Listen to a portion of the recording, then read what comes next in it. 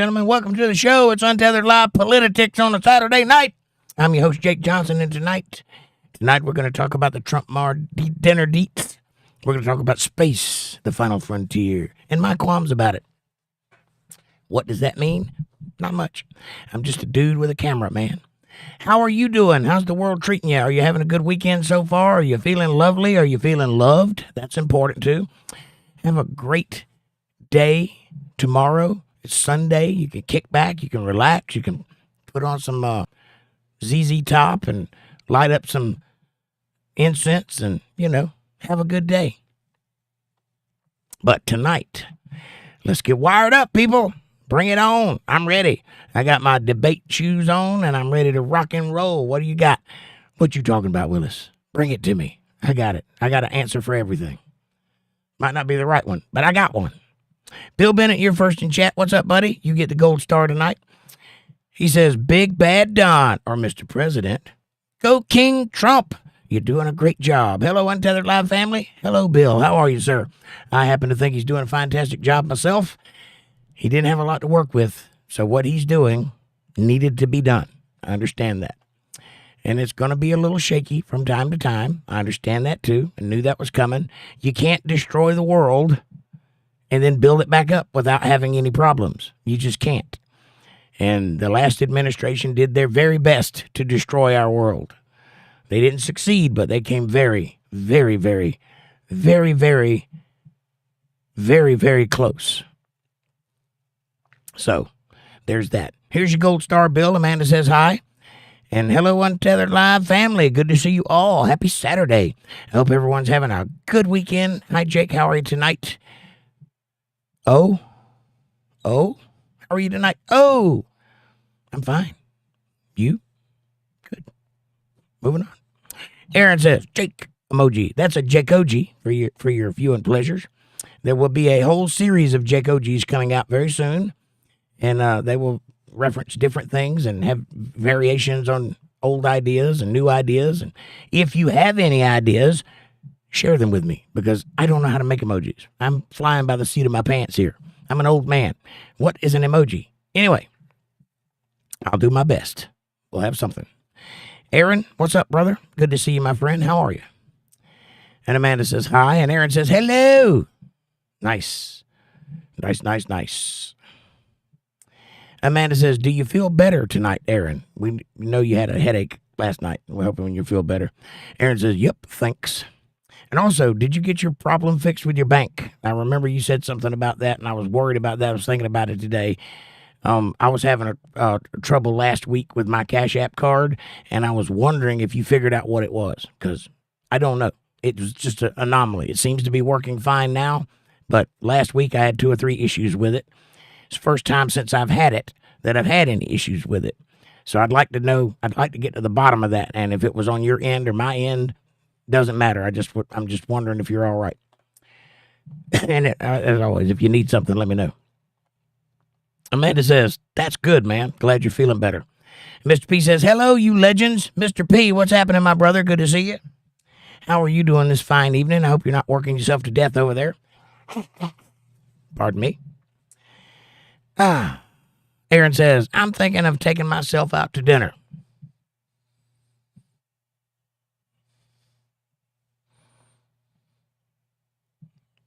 You could do that. Or, somebody else. I will caution you, though.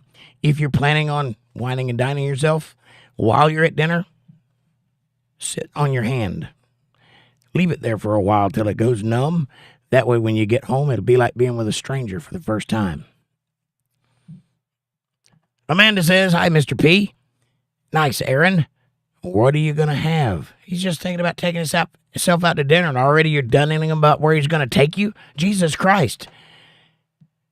He's not going to make the date bad. Mr. P says, I'm going to listen tonight, I promise. You listened last night. I was there. Amanda says, LOL, Mr. P. And Mr. P says, don't forget, like, subscribe, and share if you don't already do that. I appreciate that. Thank you, Mr. P. Aaron says, I don't know. I just need to get out. I've been lonely here. Oh, man. You don't have to be lonely, dude. I know I can't fulfill some needs, but call me. I'll talk to you. How do you get my number, you ask? You have to email me first. My email is in the chat now. So email me, and I will call you. And you have my number, and then you won't have to be alone because you got a buddy. I mean, don't try to sleep with me or nothing because I'm quite a catch. But other than that, we can hang out. There's no reason to be alone. That's what I'm saying. You got friends. Amanda says, oh, Aaron, we'll go to the sports bar or something. Have fun, man. Or, well, go to the sports bar or something. Well doesn't have an apostrophe in it. Yeah, go to a sports bar and pick up a chick. That's easy to do. Mr. P says, same, Aaron. I need a cat or a dog. I'm going to look into it. They can be lovely. And I will caution you, I just spent 15 years alone. 15 years. No ass. Monk living. So I am an authority on this subject. You have to show love somewhere. You have to. It's part of the human condition. They say that isolation can drive you mad. It can. That's why they don't put people in solitary confinement for very long, because it will drive them insane.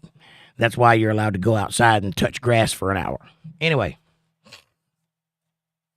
if being alone drives you mad, which it does not, by the way, you can be alone for a very, very long time.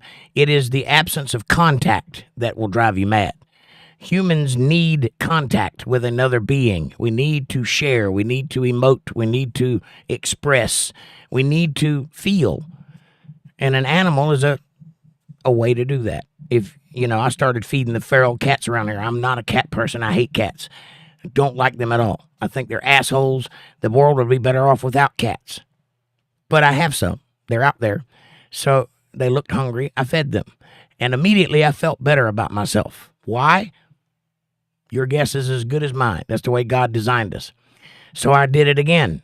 And now I feed them twice a day, every day. And there's like 12 of them out there. And they stay in my yard. They are effectively my cats. I can't pet them. They don't do anything for me. But it feels good to express kindness to another being. It makes you feel better. So having a pet is a wonderful idea for that reason, if for no other reason. Also, you could be kind to people. Maybe this is a calling for you to become anthropological. That's the wrong word. That was the wrong word entirely. I'm sorry about that. I just had a brain fart. What do you call it? I lost the word. When you do kindness for other people, you do like charity work. What is that word? What? Not sympathy. No, it starts with an A, I think. I just lost a word. I have the word. I know the word. Now that's going to drive me crazy. They call stars this when they have charities in their name. All I can think is philanthropic, and that's not it. You know the word. You know what I'm saying, though. Maybe it's a call for you to start doing good to other people. Sorry, my brain just quit on me. Aaron says, you can have mine, your animal, your cat or your dog. No, don't give away your dog. It's a good animal. It's a pit bull, right? Or something similar. Big dog, anyway.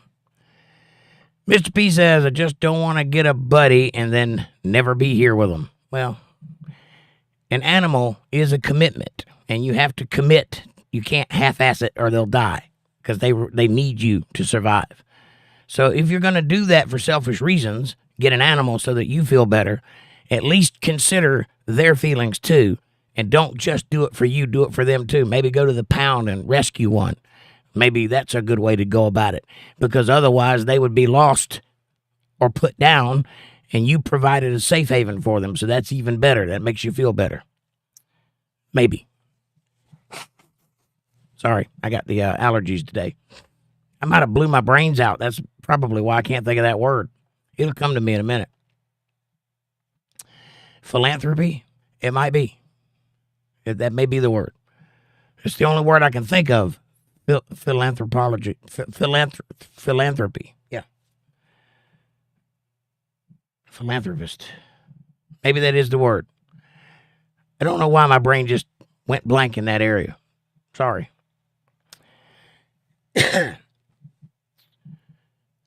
Amanda says, LOL, Aaron. No. We'll take Leo. LOL. And, oh, Aaron, I'm sure your bud loves you. Yes, that dog does love you, says Mr. P. It does love you because you provided a home and food. And Amanda says, right, Mr. P. Aaron would be lost without him. Ninja Rider, what's up? He says, politicking. What's up, y'all? Politicking. Right. Politi-tics. Like lunatics, but with politics, which is more accurate.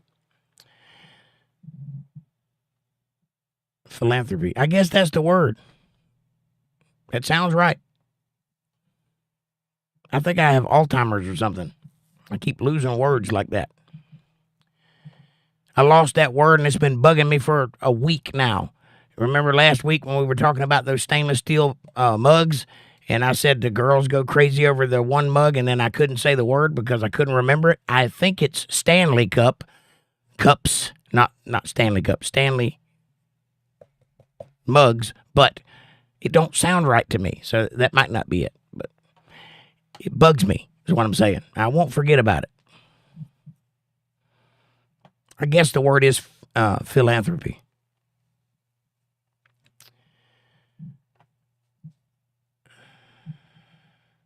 Amanda says, nobody to walk on his phone or keyboard or kiss his face when he gets home from work. LOL. That's a cat. Dogs don't walk on your keyboard. Aaron says, Leo, a legend. Leo's a legend. Leo's probably a great dog, but you wouldn't want to get rid of that. Amanda says, I bet. Mr. P says, I didn't do shit today. I hear you, buddy. Me either. I did go over to my buddy's house and then go to the store for him, and that's all. My buddy Mac, who was in a wheelchair, he got crushed from the waist down and now can't walk. And he has a shitty wife, for lack of a better word. Sorry, Mac, if you're listening. It's true, and you know it is. But he's on to something better now. He's found him a girl that loves him, and they're working on building a relationship, and I'm happy, happy, happy. Same thing happened to me last year. Anyway, I take care of him because his family won't. Not that his kids wouldn't. They would, but he doesn't want to be a burden to them, so he needs somebody to depend on, and I'm there, so I do it. And I've had to do quite a few things in his honor, but not a complaint. I'm just saying. That's one way that I show love to the world. I give back where it's needed. You could take up a cause.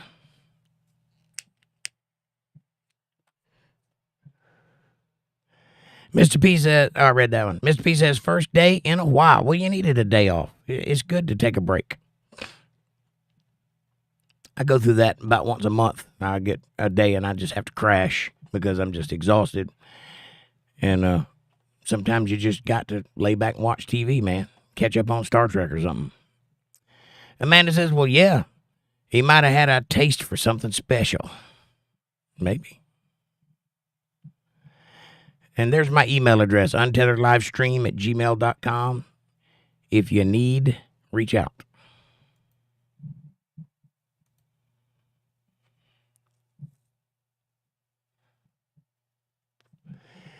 Mr. P says, ooh, LOL. And Amanda says, hi, Roo, and welcome. And we don't play with trolls in here. So if you're going to come in here nonsensing, you can go right back out. And Amanda says, LOL, Mr. P. Mr. P says, it was nonsense. So, out it went. I hear you, buddy. I'll trust you. That's why you have a ranch. Amanda says, it was. And hi, Roo, says Mr. P. Love33 says, facts. What's up, Love? Welcome to the show. Tell us a little bit about yourself. Who are you, where you're from, and what do you think about the world we live in currently? I caution you, this is not an echo chamber. You are entitled to your opinions, and we will discuss the facts but know that I'm entitled to mine too. Aaron says, LWD, listening while driving. Oh, or Lord. You let me read a chat. Amanda says, hi, Love 33. Welcome to the show. Mr. P says, philanthropy or philanthropic. I believe that is the word, Mr. P. I apologize. I don't know why. Sometimes I just, right in the middle of a sentence, just lose the word. Amanda says, hey, Ninja, you snuck in on me. Mr. P says, hi, Ninja. Didn't see you either. And Amanda says, Leo walks in Aaron's keyboard. Really? Wow. Aaron says he thinks it's funny, and he sits on it. Oh, I see. I stand corrected. He probably does think it's funny. Dogs like to get your attention, especially if you're paying something else attention. They want to be right here in your face. Mine does that all the time. Like when I'm driving, she'll come over and get in my lap and then climb up towards my face and chew on my beard if I don't look at her. It's kind of strange. Amanda says, Jake said dogs don't walk on keyboards, LOL. Ha ha ha. Hey, there's a good use for that emoji. Good going, girl. Dana, she says, yes, philanthropy. Definition is to increase the well-being of humankind as by charitable aid or donations, love of humankind in general. Thank you, Dana. God bless you. I appreciate that. Yeah, I know the word. It just slipped out of my mind for some reason. And Dana says, greetings. And Amanda says, hey, Dana, hon. Linda Davis, hello, darling. We missed you last night. How are you? She says, good evening, all in chat. Aaron says, I'll video him doing it. He does it when he wants something. Yeah. I have a cookie jar, little plastic cookie tin, and my dog has learned every sound that thing makes. She's a cookie dog. She likes cookies.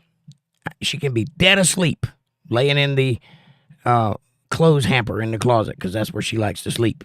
Weird, I know. If I grab that thing and squeak it, she's at the bed looking at me, wanting a cookie. Dead asleep.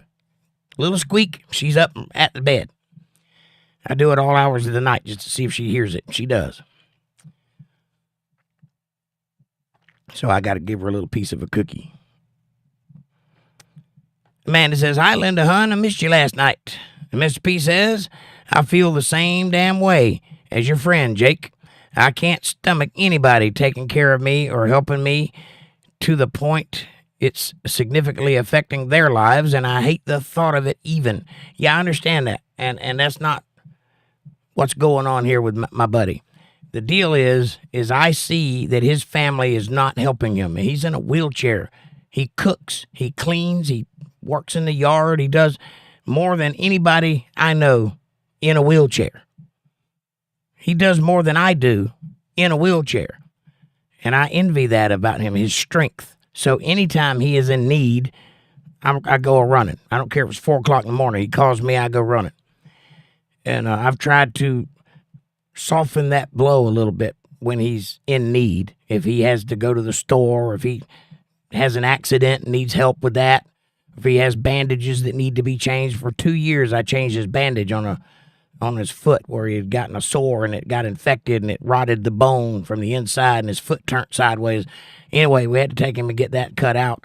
And for 2 years, I cared for that bandage. I went there like 5 times a week to change that bandage and clean him up, make sure everything was all right. And I don't see that as a chore. I see that as a buddy being there for a buddy. That's what I'm supposed to do, right? His family, his wife is supposed to do it. But she's not doing it.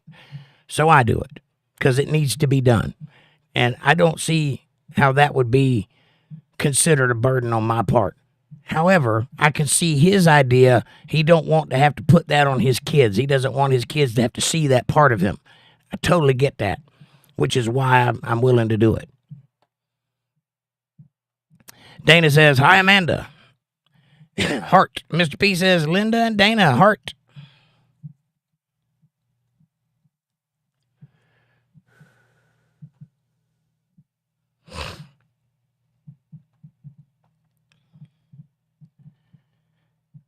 And Dana says, Mr. Pro, John, heart. Aaron says, I'm listening while driving. Was right. I'm done now. Well, I'm glad you're safe. Don't listen and drive. It's bad for you.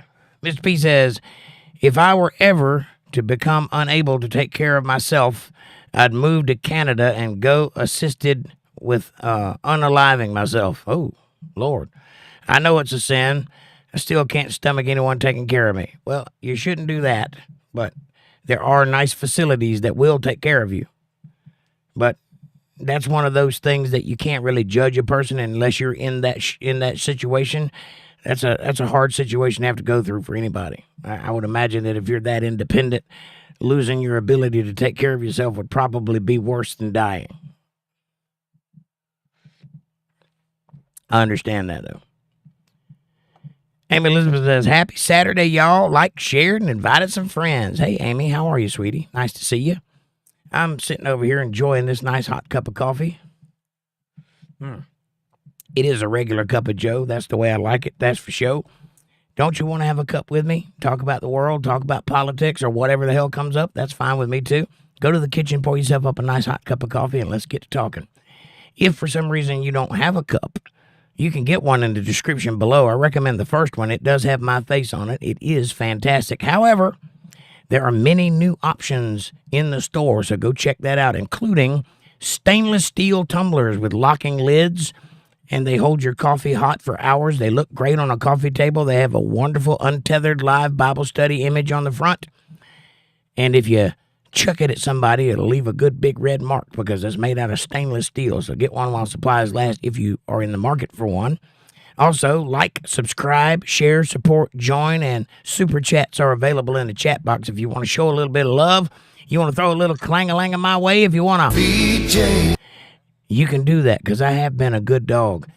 But if you want me to receive all of it, use CashApp, $ jakejohnsonband, or paypal.me/jakejohnsonband. Links are in the description if you need it. And I greatly appreciate the support and could use a little gas. So, there's that. One last thing.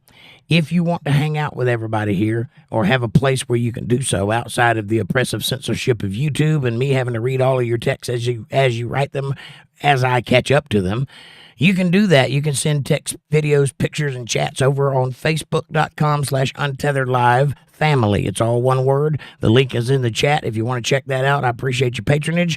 And now, back to the show. Amy says, Amanda says, hi, Amy. And Amy says, productive day today. I finished washing the RV. Did you have to do it by hand or did you get your pressure washer working? Inquiring minds want to know. Somebody, I can't read what that says, Jews killed my friend Jesus Christ. Well, yeah, they were all Jews, including Jesus Christ. That had nothing to do with them killing him. It was the synagogue people, the high priests, that killed Jesus Christ, just so you know.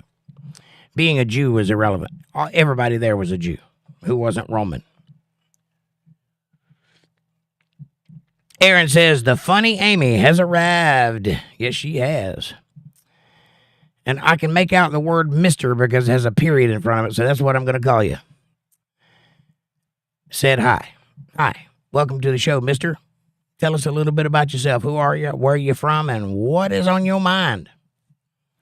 And keep in mind, this is not a place for trolls. So if you are one, know that you will be excised from the chat. Post haste. Amy says, hey, Amanda. Amanda says, hi, mister. Welcome. Amy Elizabeth says, hi, Aaron. And Aaron says, does that say what I think it does? I believe it does. Me, boss. Congratulations. Does that make you feel good? Linda says, I was hanging out with my adult children. We had a blast. Sorry, I missed you guys. Well, Linda, we missed you too. We talked about you all night long. Most of it was true.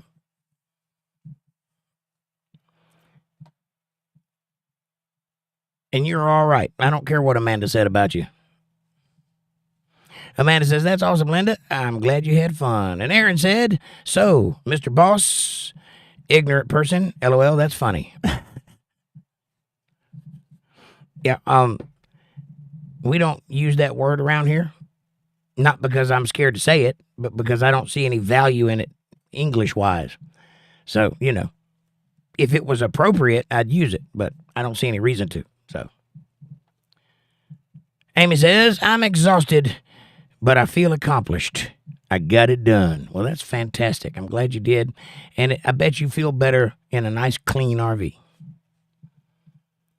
Amanda says, I bet, Amy. And Aaron says, I have an RV too, Amy. And my RV park is nice. Cool.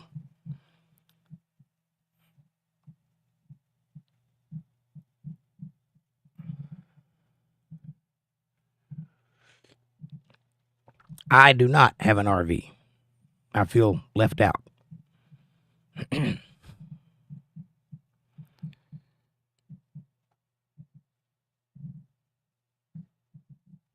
Amy says, Aaron, it's a soft A and not the hard R.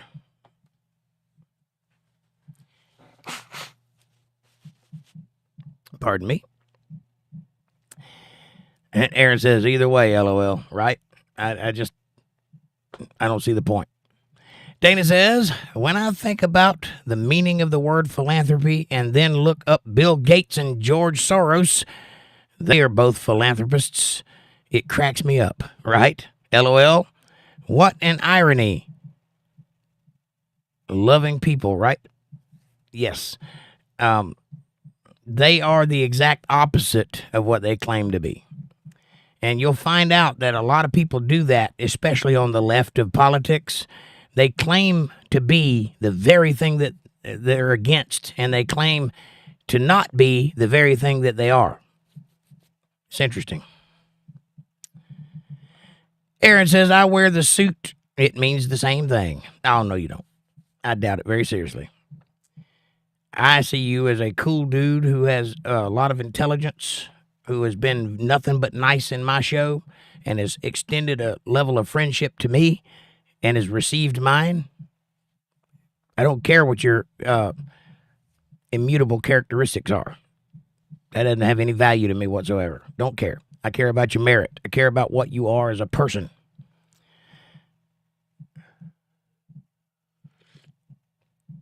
Amanda says, cool, Aaron. And Patty says, what the heck is going on? Smiley face and, ay. I have no idea. Least of all me. I don't know what the hell's going on. But hi, welcome to the show. How are you doing this fine evening? And Linda says, if I didn't have my kids to have my back, I don't know what I would do. Right on. Well, I have kids and they don't have my back, so I don't know what the hell I'm going to do. But there you go. Get old and die, I reckon. Amanda says, hi, Patty. Amy Elizabeth says, Patty, kiss.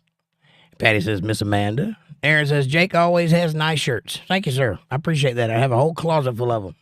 And equally numbers of not so nice shirts. Seems like all I do is work, so I have a whole wardrobe of work clothes to be dirtied up. Amy says, tap that like button and share, everybody. Also, subscribe and support. Appreciate that. Chlorine says, happy Saturday. Hello, Chlorine. Welcome to the show. Have you met my friend, Polyurethane? Chlorine, meet Polly. Polly, Chlorine. You make an explosive combination, the two of you. Patty says, hi, Miss Amy Elizabeth. And Amanda says, hi, Chlorine, welcome. Patty says, hi, Dana. Rose. Amy says, why is a coffee table called a coffee table versus a different drink? I set my cup on the tea table or the Pepsi table. You got me. I don't know. I would imagine because coffee was prevalent in the days that they needed a table to put it on. So they built a coffee table. And then somebody else with a smart aleck attitude walked in and said, well, I have tea. Where am I going to put my tea? Look, we went out and we built a coffee table. We're not building a tea table also. You can put your tea on the coffee table right next to the coffee. Well, fine. And thus was born the great coffee/tea debate. How's that? Aaron says, chlorine? Are you free chlorine or combined chlorine? That's a good question. Do you come in liquid or tablet? Amanda says, $Jake Johnson Band for CashApp or PayPal.me/Jake Johnson Band for PayPal, and greatly appreciated for that. Thank you, Amanda. Batshit Crazy says, hey folks. Harry folks. What's up, Batshit? Nice to see you. Amanda says, hi, Batshit. And Amy says, by hand. Hi, Bat. Oh, you washed it by hand. Yeah, I bet.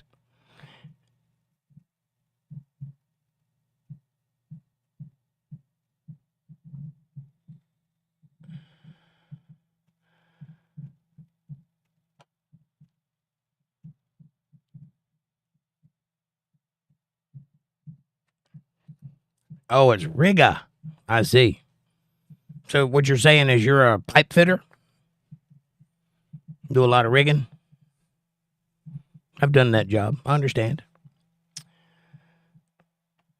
Amy Elizabeth says, oh, it's tiny print. I can't see it. The font is funny. I think that was the idea. So we could spend an inordinate amount of time discussing what a word is that has no meaning.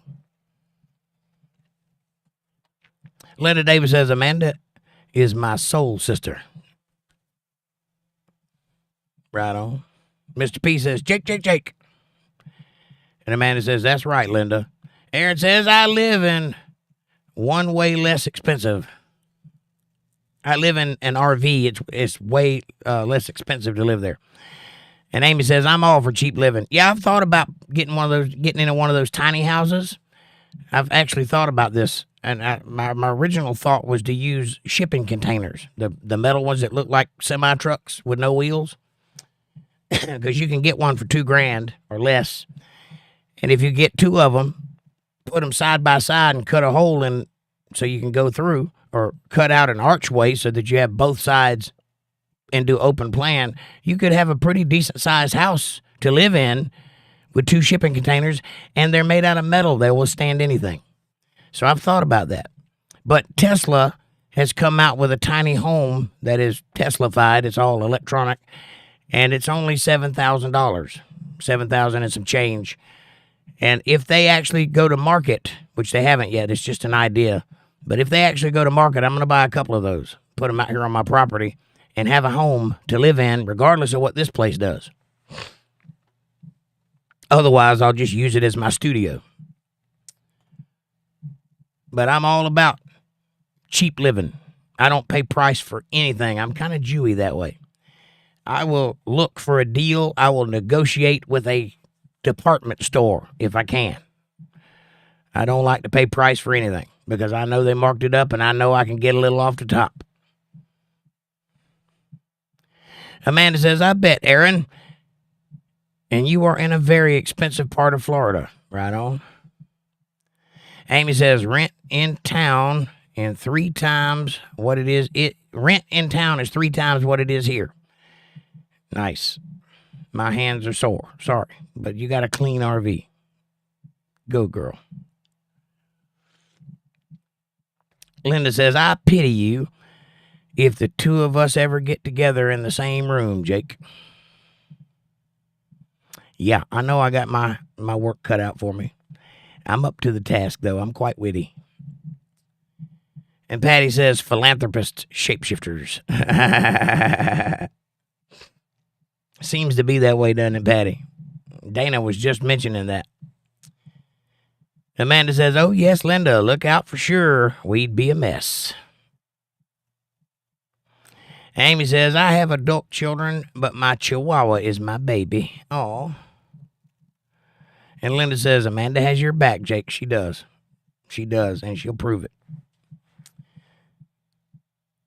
That band hammer that we joke about her having, she has one in real life. And Amanda says, I would still take care of you. Aw. And Dana says, oh, hi, Patty Donahue. I am sorry I didn't see your comment right away. I stepped to the kitchen to make me a coffee. Here's to you, Dana. By the way, I don't know if you heard me last night or if you forgot, but I asked you to send me an email so that I would have your email address on file because I don't have it currently. I thought that you had emailed me before, and I looked through my email and did not find it, so apparently I don't have it. So if you would be so kind as to shoot me an email so that I can put your email address on file, I appreciate that very much.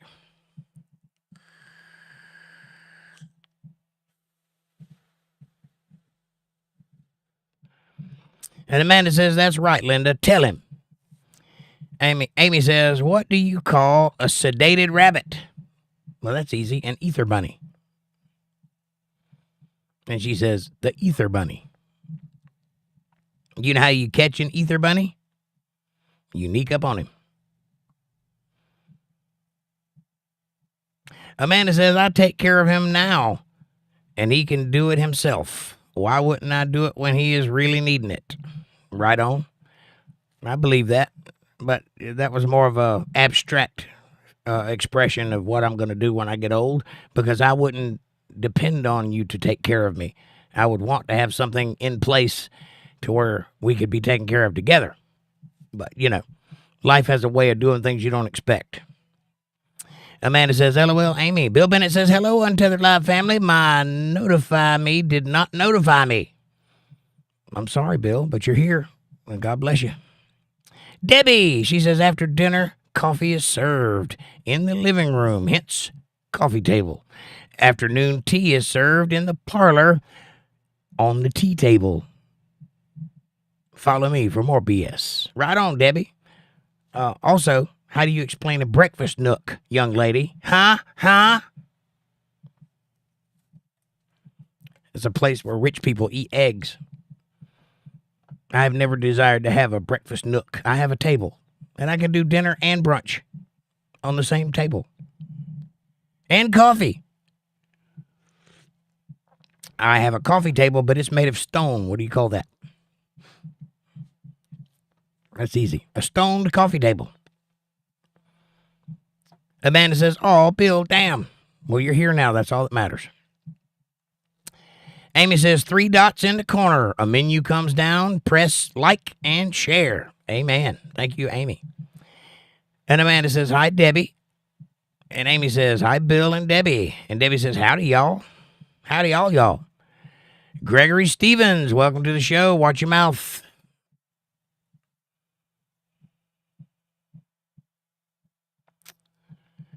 And Amanda says, Tesla self-sustaining tiny homes. Yes, they are amazing looking. I suggest you go look them up. They're on YouTube. You can find pictures of them and videos of them. If they ever come to market, I'm definitely going to buy one because they look fantastic. And for $7,000, that's pretty impressive. You can't buy an RV, which has no technology in it, for $7,000. Dana says, LOL, Debbie. Amy says, Gregory, blame the cat. And Amanda says, Gregory, we don't play well with trolls in here. If that was an honest statement, we apologize, but watch your mouth. There's a lot of ladies in here, so, be respectful. And you're welcome otherwise. Mr. P says, I've been looking into tiny homes along with homesteading, etc. The idea of getting away from this government control is very appealing. Yes, it is. Unfortunately, there's no such thing.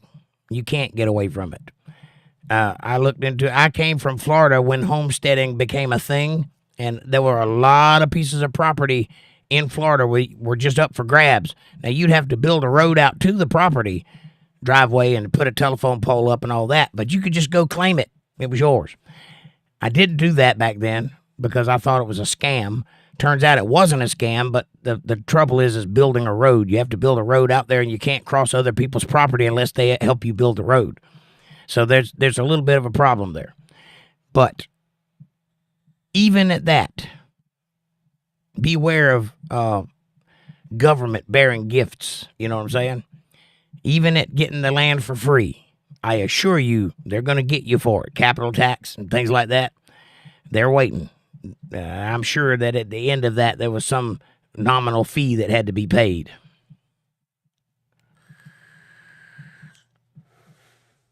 That being said, there are a lot of ways to live off the grid or very near to it. I mean, you need internet and electricity and water, but you can get those things from other sources, not just have to pay the bills, right? So, if you know people that own property, talk them into breaking you off a little piece of it so that you can build you a tiny home there and stay out of the way. Or you could buy a piece of property and then build you a tiny home on it and stay out of the way. Or you can rent a piece of property and have a mobile tiny home that you can put there and pick up stakes if you ever have to leave. There are ways to do that and not break the bank. I'm very interested and will be glad to point you in the direction of many, many cost-saving things, such as the philosophy that one man's trash is another man's treasure. If you live by that philosophy, you'd be surprised what you could gain in a very short amount of time. Now, I pride myself on having pretty much everything everyone else has within reason. I have a car, I have a shop, I have tools, I have a big TV, I have computers, I have guitars, toys, I've got everything everybody else has, but I don't work a 40-hour-a-week job. I don't have a job that has a paycheck assigned to it. And I have not for many years. Now, that's not to say I don't work. I do work. I work my tail off probably more than anybody that has a job with a paycheck. But I'm not beholden to the tax man because every penny I earn is cash money to my pocket. And so that's why it's so important to do all of the things that I do the way that I do them. And in doing so, I have learned that rich people throw things away that they have no need of. That doesn't mean there's anything wrong with it. I have many things that I picked up off the side of the road, took them home, cleaned them up, fixed them, and they work perfectly well. I have 5 lawnmowers outside. I didn't pay a penny for any of them. They all cut grass. It depends on what you need. If you need a name brand or something shiny to validate yourself as a human being, you're going to pay a lot for that. If you can get by with a lawnmower of nondescript value that didn't cost anything, but you can cut your grass with it, you'll be a lot better off. Look for things like that in your life.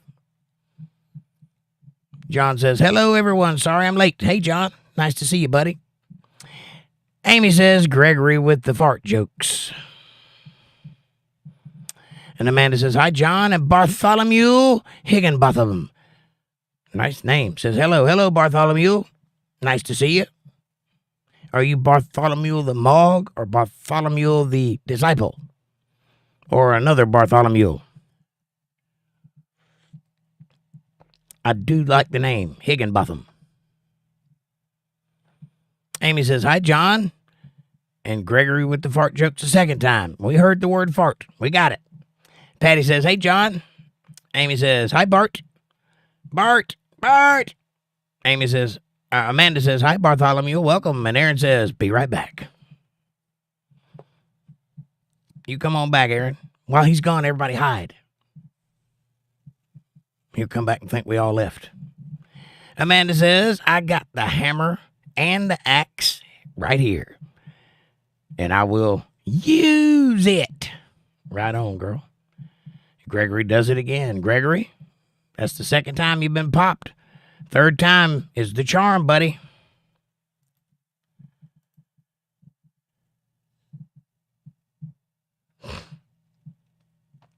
And Dana says, hi, John. Good to see you. Amanda says, well, I'm here to take care of you, silly. Well, that's all that matters. I don't have to worry about it then, right? Bill says, or an otum.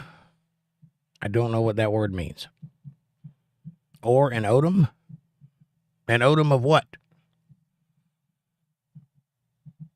Be more specific, Bill. I don't know what you mean. Amy says, coffee does sound good. Yes, it does. Thank you for reminding me. Delicious. Does the body good. Makes you grow strong. Puts hair on your chest. Amanda says, thanks, Dana, hun. Amanda says, Dana says, I'm reading the chat backwards again. Dana says, Amanda's doing a great job with her hammer today. LOL. Yes, she is. And Amanda says, thanks, Dana, hun. And Dana says, 2 thumbs up. She always does a fantastic job. She keeps me on my toes. She has the answer when I lose my place mentally.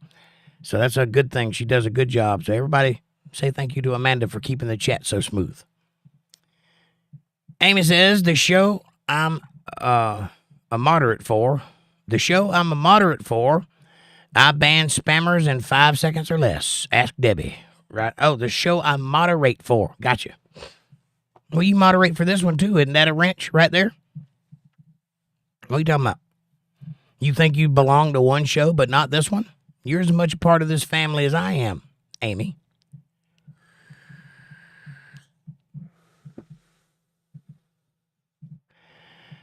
Amy says, and Amy B is hosting guests from out of town, or she'd be here. Well, that's good. I'm glad she's out and about doing things and entertaining guests. Tell her we said hello and we're thinking about her. And Amanda says, I usually do it too, Amy, on the really bad ones, 5 seconds or less. Well, be careful, because what that guy said, you could understand he was just trying to be funny about the topic we were talking about. And if he's talking about the topic we're talking about, chances are he's not a troll. So give him a little bit of leeway. If he does get out of line, then boot him. But what he said was moderately offensive at the best. And probably if anyone else said it, it wouldn't be offensive at all. So give him a little bit of leeway. The idea is to allow people to come in, the ones that want to be here. And sometimes they got to shit test you. Sometimes they got to test the waters. So allow that. But after that, be stern. Let them know that that ain't going to fly here. And if you give them your word on something, you keep it. It's as simple as that. Debbie says the breakfast nook used to be a small room off of the kitchen for bathing. And when they were no longer needed, the small rooms became the breakfast nook. So it's a place where rich people have eggs. Not necessary at all. Like a bar in your kitchen. A breakfast nook. I have a bar in my kitchen. It's still part of the kitchen. Sometimes I sit at it. But I eat dinner on my bed, where every red-blooded American eats their dinner. Amy says, I bathe in the bathroom. Right on. Bathroom. It'd be weird to bathe in a breakfast nook. Amanda says, me too, LOL, Amy. And Debbie says, back when there were outhouses, you silly people. Right, we understand. It's just making jokes. Steak, says Amy. That does sound good, steak.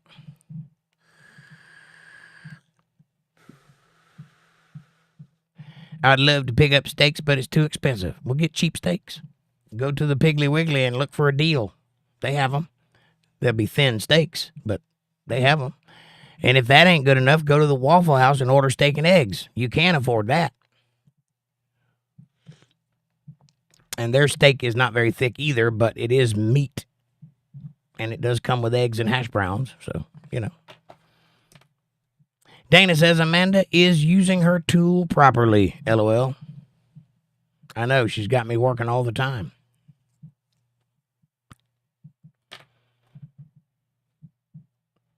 Amanda says, LOL, Dana, I'm good with tools.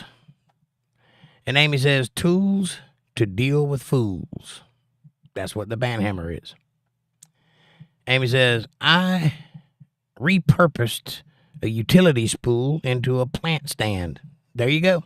That's another thing you can do. Live within your means. Things have more than one use. Sometimes you can repurpose things and use them for other things. Just be creative. Look around you. What do you have to work with?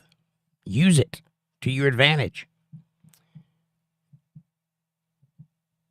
And Dana says, chop chop with the hammer and the axe. Amy says, a giant wooden spool for telephone wire. Yep, I know what you're talking about. You see them on the side of the road every now and then.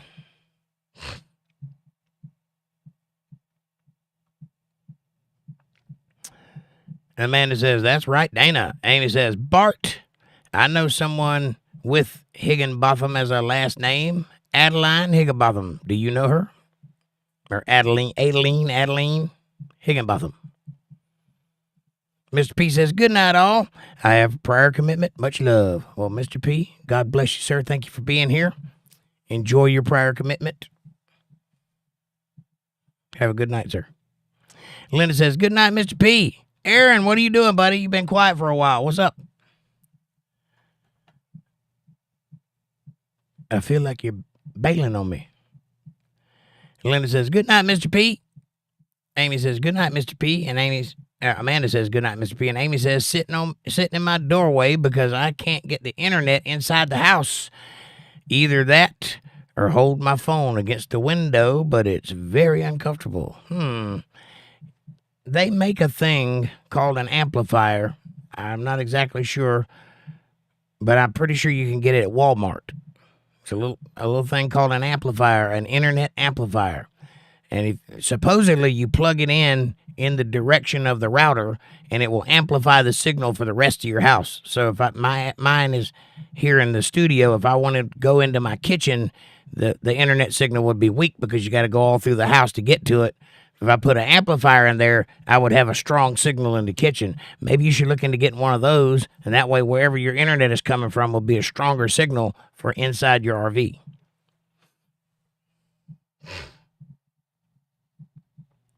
And Debbie says, thank you, Amanda. Absolutely. And Amanda says, you're welcome, y'all. Thank you, Debbie. And Amanda says, and he got his 3 strikes and he's out. Got it. Make him have it.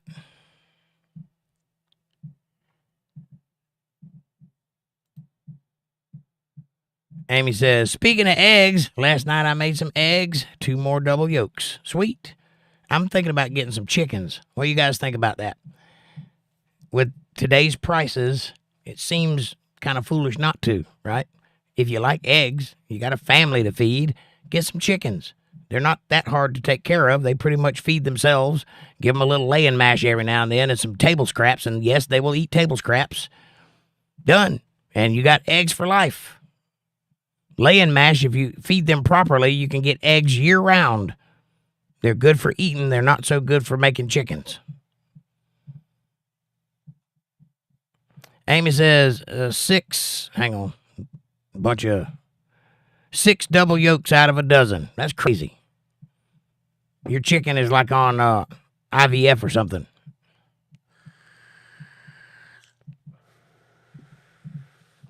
John says, I am a human tool. Aren't we all, John? Aren't we all? In more ways than one, my friend. And Debbie says, if you are Italian in the kitchen and French in the bedroom, what are you in the bathroom? Well, European, obviously. I am Roman in the bedroom and Russian in the bedroom. I'm a mixed breed. I have Roman hands, but I have Russian fingers.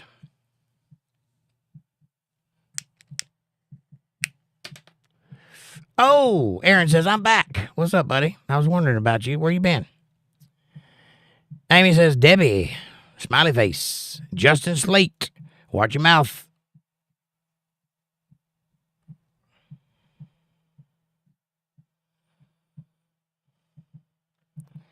Amanda says, welcome back, Aaron. And hi, Justin, welcome. Aaron says, thanks.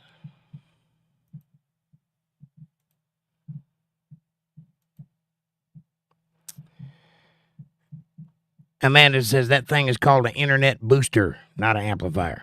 Yeah, check it out. I don't think they're very expensive, and that might solve your problem.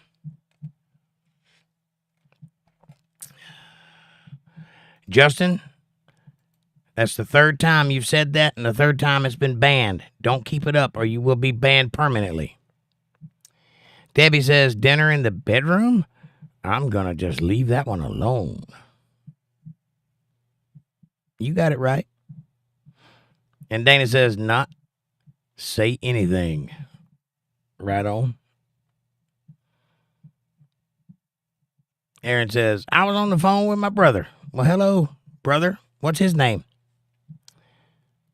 And is everything okay? Hopefully. Amanda says, we don't play well with trolls in here. Amy says, no router, connect via Xfinity Wi-Fi. I pay $10 a month. Well, there is a router. That's how it gets to you. Somewhere. There's a router somewhere. Might be in the park for the whole park to share, which is why you have to go outside to get it. But somewhere there's a router. If you have an amplifier, it just amplifies the signal. And Justin says, the same thing again. All right, Justin, last warning.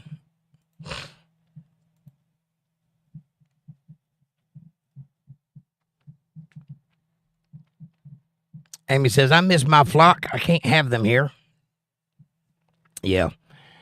Yeah, there are all kinds of restrictions in an RV park.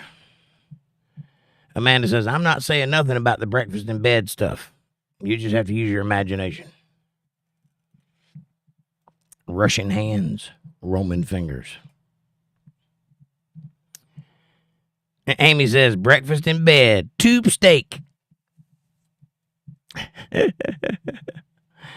Amanda says, LOL, Amy, that's my breakfast.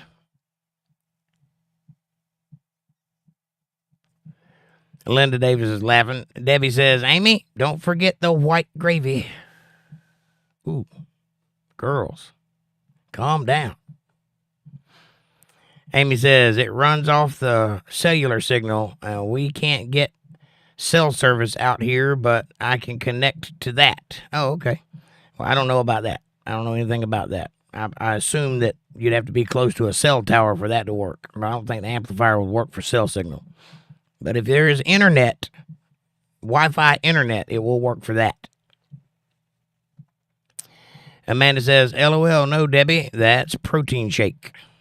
Jesus Christ, ladies. John says, vegan sausage. No. BRN says, RV park near waters. RV park near water is my life goal. A BRN, that's an attainable goal. They do have those.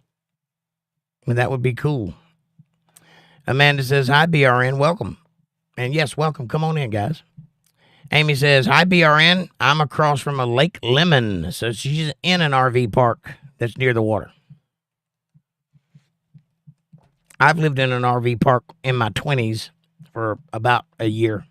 Somewhere around a year. Might have not been quite a year, but that was when I was first getting started. I think I was 20 years old when I lived there.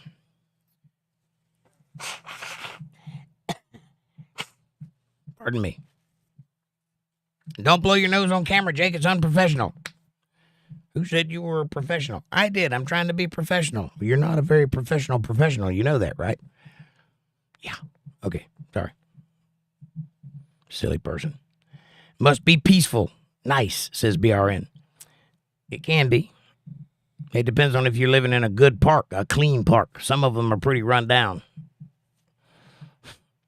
Amy says, it was my husband's dream to live in an RV. He got what he wanted, and then he died. Well, he died happy. John says, I lived in a caravan park for 20 years. Yep, John's British, so he doesn't call them RVs. He calls them caravans, which doesn't look as good on paper. Because if you call it a caravan instead of a roaming vehicle, which is what RV stands for, then the abbreviation would be CV. And in Britain, a CV is what we call a resume. So it doesn't work.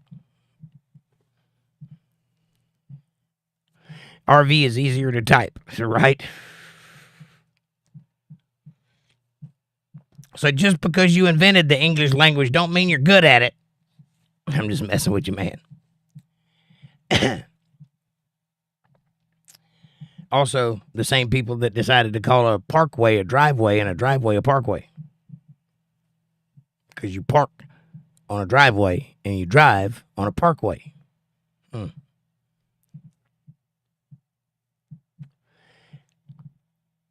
And how come apartments are always so close together?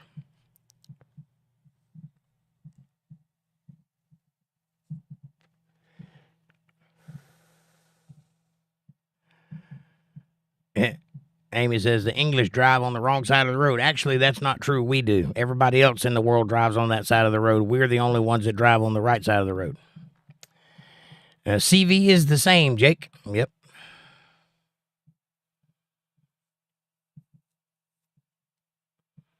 Well, a CV is a resume, isn't it? Amy says the word does it wrong. The world does it wrong except us. Right. The whole world does it wrong. We're the only ones that are right. Got it. We still use the imperial system, too, because screw a metric. America.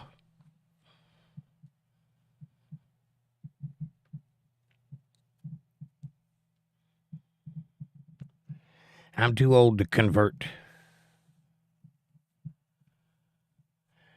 A CV is a joint, says Amanda. If you're a mechanic, it is. Yeah. I don't know what CV stands for though. When it's talking about a resume, John? Do you know what CV stands for? Meaning the resume.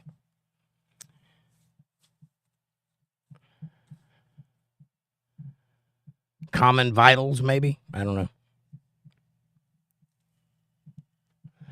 CV, common vernacular. That doesn't make sense.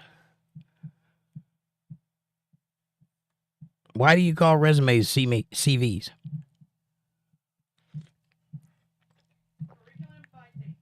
A what? Curriculum vitae? That's interesting. What does vitate mean? Vital information? And John says, yes, for a job in France, they drive in Italy the same way as you. Do they really? I did not know that. CV stands for cardiovascular, says Amy. Could, yeah. Or,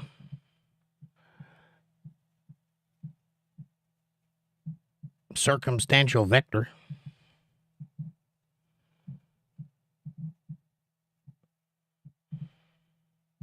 Coarse viscosity.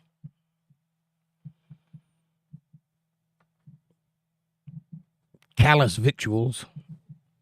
Amy says the correct context of resumes and career documents, CV stands for curriculum vitae, which translates to course of life from Latin. While both resumes and CVs outline professional and academic experience, CVs are typically more detailed and comprehensive, often used in academic and research fields. Nice, thank you. And Dana says a CV is from the Latin language curriculum vitae. There you go. Now you know, and knowing is half the battle. See what we learn here on Untethered Live Politi-tics? All kinds of nifty, useless information. Amy says, Amanda said that, not Amy. Too many A's. Did I say Amy? I'm sorry. It happens. I just look up and see the A and whatever. Thank you, Amy, and thank you, Amanda. And all the other A's.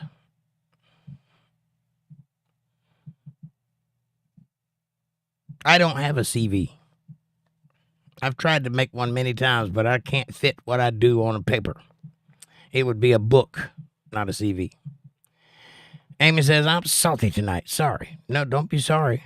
Good content. Thank you for that. We love it when you're salty.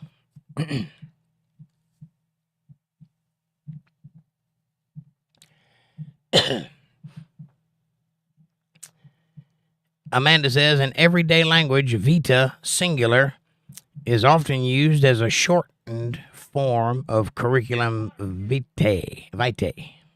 What? I missed one? I don't see where I missed one.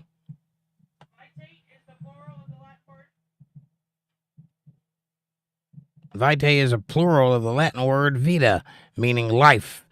It's also used in the phrase curriculum vitae, which is a formal, detailed resume, particularly common in academic and research settings. Okay, I thought I read that one earlier, which is why I didn't read it again, because it's very similar to the last thing you said. Amy says, salty from sweat. I guess I'll go to the breakfast nook and shower. I see what you did there. I'm watching you. And John says, in Britain, they use memory cards for CVs now. Really? Interesting. Patty says, I watched a documentary on Switzerland. They drive like the USA. I knew they were good for something. Dana says, CV is mainly used for your educational credentials. Right on. I have a dissertation. That's all the distance I'm going.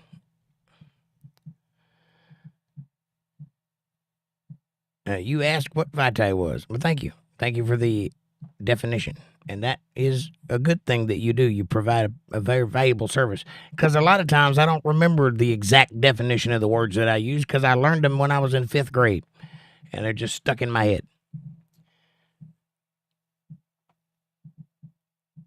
And Debbie says, it's about time, Amy.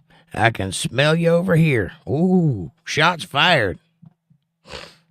Amy says CV and CRV types of transmissions, too. Amy says, Debbie, ha, ha, ha, I love you. Smell you later. Debbie says, ha, ha, ha, Amy. All right. Did you guys watch Bill Maher on TV talking about his dinner with Trump 12 days ago? For those of you that might not know, Bill Maher is a figure on cable TV who is an ardent Democrat and is very outspoken in his belief systems. Well, he happens to be friends with Kid Rock, who happens to be friends with Donald Trump. And Kid Rock facilitated them two to get together and have a dinner, so Donald Trump invited him to the White House. Now, it's fair to say up front that none of the Democrats that he supported from Obama all the way up till Kamala Harris, not one of them invited him to the White House, ever. Donald Trump did. And so he went fully expecting to have it out with Donald Trump.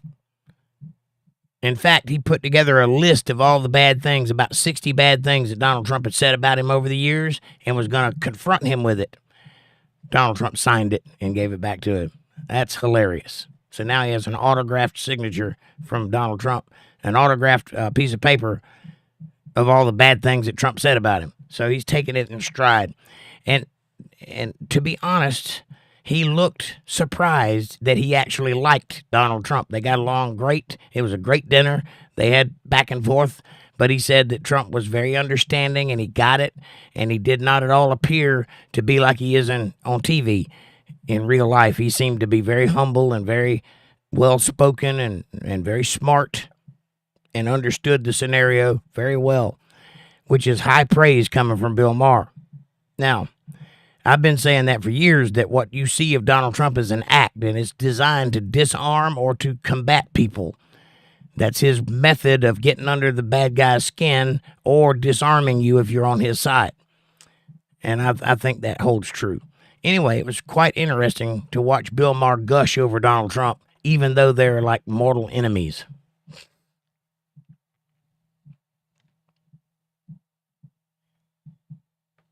Patty says, does anybody here eat THC gummies?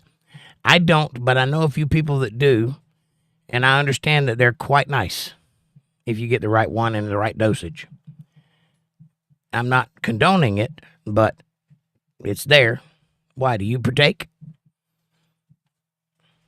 Do you go down the rabbit hole?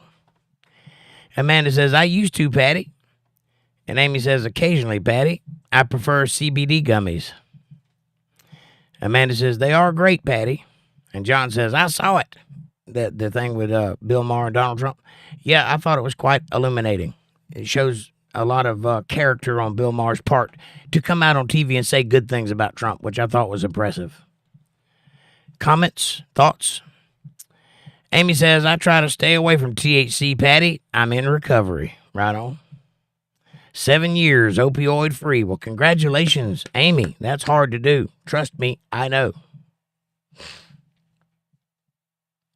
Patty says, well, I see there is a problem with the Delta 8, and there is going to be a change in the way they are made now. The gummies?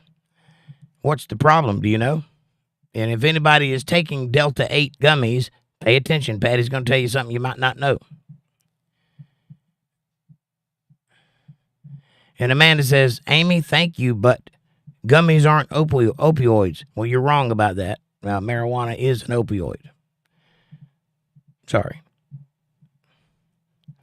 John says, fantastic, Amy.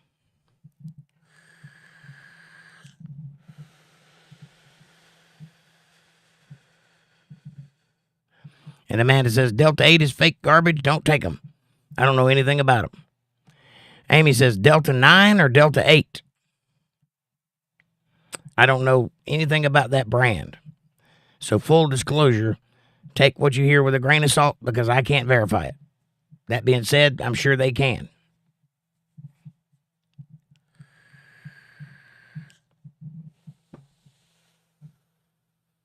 I'm in recovery too. It just isn't going very well.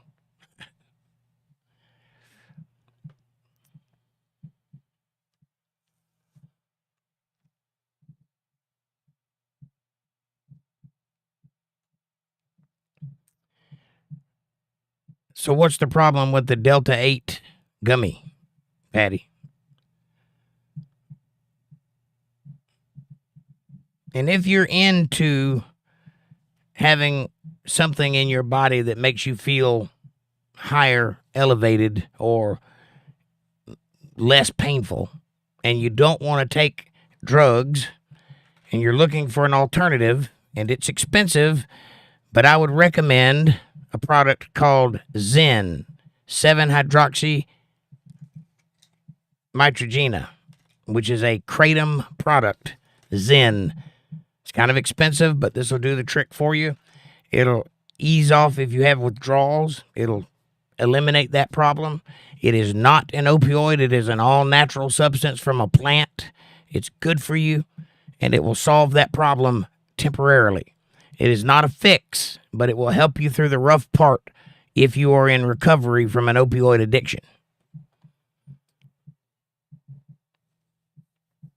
I'm not sponsored by Zen, but I'm a user, so trust me, it's a good thing to do if you're in that situation.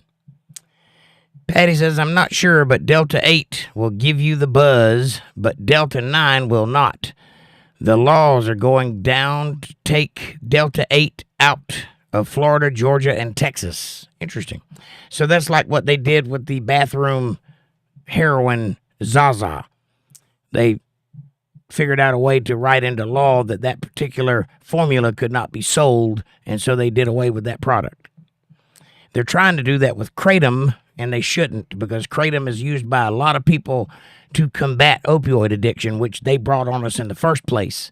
And it seems like they're trying to pad their pockets by getting rid of the thing that actually works with addiction so that you have to face the addiction without any help. It looks to me like the similar thing they did with the treatment for COVID. You know the thing I'm talking about. Hydroxychloroquine. And Amanda says, nope, THC is not an opioid.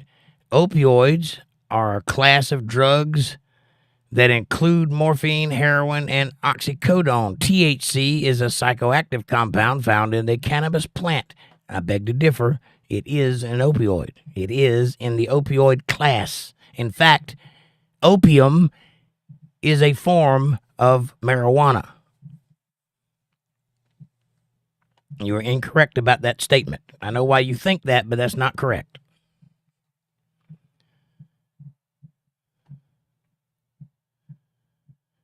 John says, I can't do any drugs. I have random drug tests for work. Well, that's good. It's good that you don't have any issues like that. People that do suffer from those issues, they didn't get there because they wanted to for the most part. Sometimes extenuating circumstances cause it, such as trauma to the back, things like that. They get in a situation trying to help themselves survive, and then before you know it, they're hooked on the substance. And that is very hard to defeat, especially if you've been doing it for 30 years. But it can be done. I assure you. It's hard, but you can do it. And if you're in that battle, I pray for you, and I am here to reassure you that you can win that battle. It is winnable. It isn't easy, but it is winnable. Amy says, what else happens in the drama-filled world of politics this week? Not a lot. We're talking about Bill Maher tonight, if that'll tell you. They did come out with some information about space, which I found to be interesting. They're discussing how many rockets it would take to get to the moon because of the fuel thing, which they didn't talk about in the 60s when they went to the moon. Apparently, it'll take the equivalent of about 12 Saturn V rockets to fuel one rocket to get to the moon and back. Because it takes all of the fuel to get up into orbit in the first place. Every bit of fuel that a Saturn V rocket can carry, they burn it almost all up just getting out of the atmosphere, escaping the velocity of the gravity. So once they're up there, then they need to send up other rockets to fuel them, to which question you're asking, well, if it takes every bit of rocket fuel that they can carry, there's no rocket fuel left to put in the other rocket that's already up there, right? Right. But somehow they figured it out where if they do about 12 rockets, they can get enough fuel to then go towards the moon. Which brings to mind a few questions, such as, how did they do it last time when they didn't have 12 rockets? They sent up the first one that worked, went up.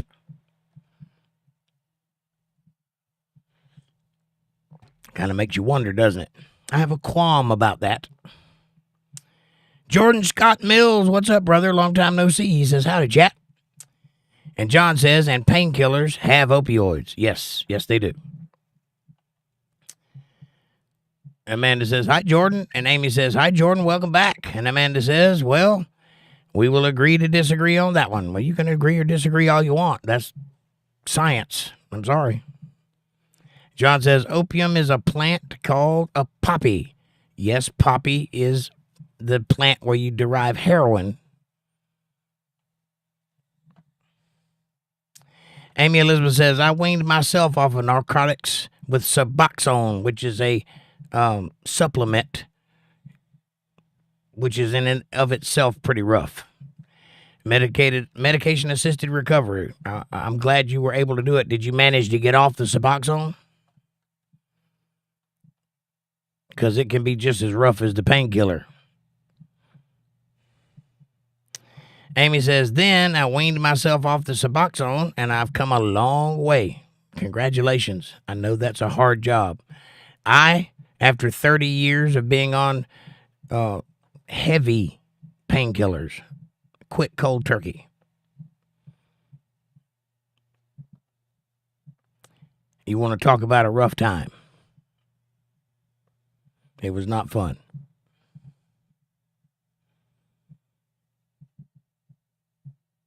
Jordan Scott Miller says, hey, Amanda, Amy, Jake, and Amanda, THC gets you high via opioid receptors. That is the pathway, and yes, it's also psychoactive. Pot pies have more than turkey in them. Yes.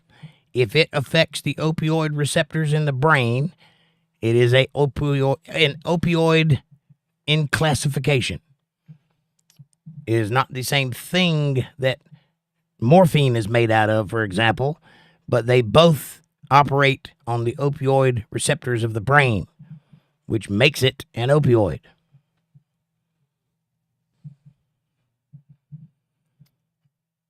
And Amanda says, yes, John, and THC and CBD are not included in that plant. That's because that's not where it comes from. Opioids are a derivative of opium. Opium is the base material. Amy says, exactly, Jake. People get addicted by following doctor's orders. True. And they have a vested interest in doing so because they get a kickback when they sell that drug. And I don't know if you're aware of this or not, but certain doctors are sponsored by certain drugs. They have salesmen that go out and sell those drugs to different doctors.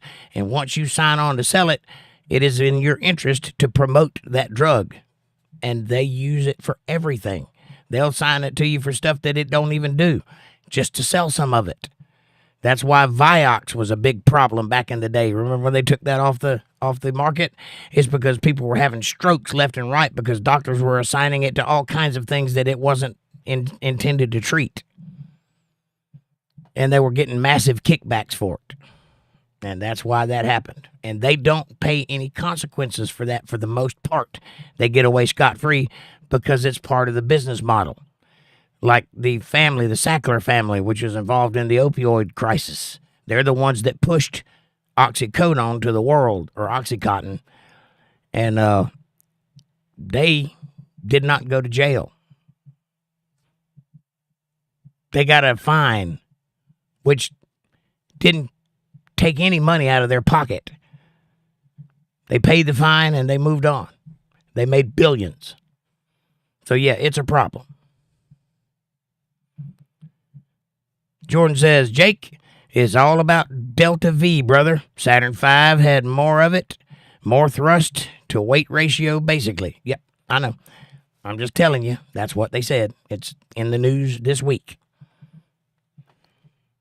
Patty says, well, North Carolina has the Cherokee Nation, and they have their own grow houses and sell the medications in gummies. And in smoke and in edibles, you must have a card. Yeah, it's not illegal to buy here. You can go right down to the smoke shop right down the road from my house and buy marijuana in quantity, and it's legal. I don't know why they are able to do that, but they are. And it has something to do with something. I don't know. Jordan says, Patty, technically, but I didn't want to go full egghead. But as I said, it's thrust. What is a Delta 5? Got it. Sorry. It's thrust to weight ratio. Basically, the Saturn V rocket that went to the moon was lighter and had more push on average. Right. How did they get all that fuel up there is what I'm asking. I know the popular answers to those questions, but I came along right after all that, so they were still talking about it while I was growing up. And plus, they had a few more missions after that, and I can assure you they did not do the things that would be required to do to make that happen. So whatever that means, I don't know. Something is afoot. And it could be as simple as they didn't give that information out. Somebody needs to say that then. Amanda says Delta 8 THC is a cannabinoid, an isomer of Delta 9 THC, commonly known as THC.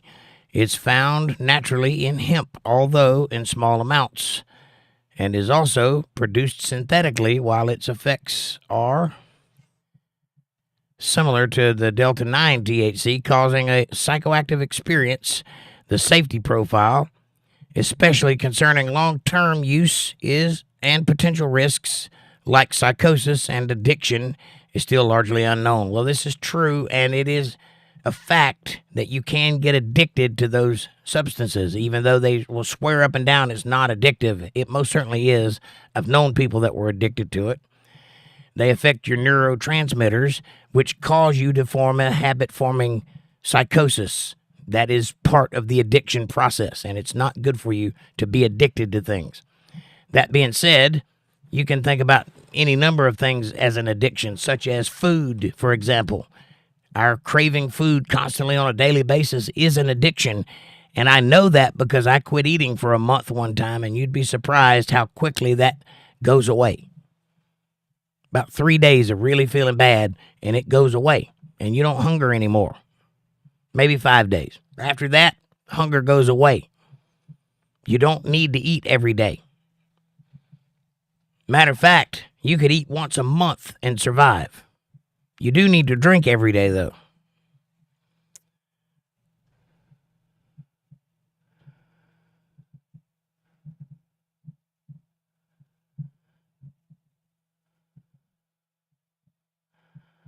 John says, my ex-girlfriend was addicted to heroin, but she's clean for 15 years now. Congratulations. That's a hard one to kick, too. Don't have any experience with that one, though.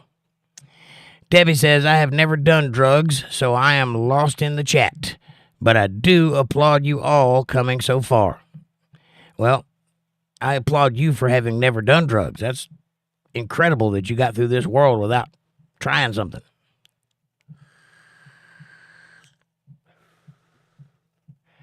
Coffee is a drug, by the way. So don't be so quick to claim that. Nicotine is a drug. Coffee is a drug. Acetaminophen is a drug. Not all of them are addictive or have life-altering problems. Dana says, hang on, my chat jumped just as soon as I started trying to read it.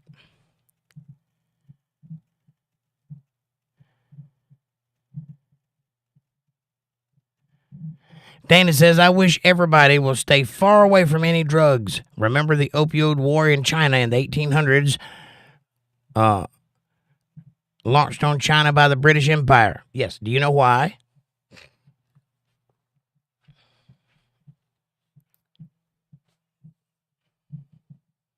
There's an interesting little tidbit about that war. It was based on chocolate. Yep, I said it.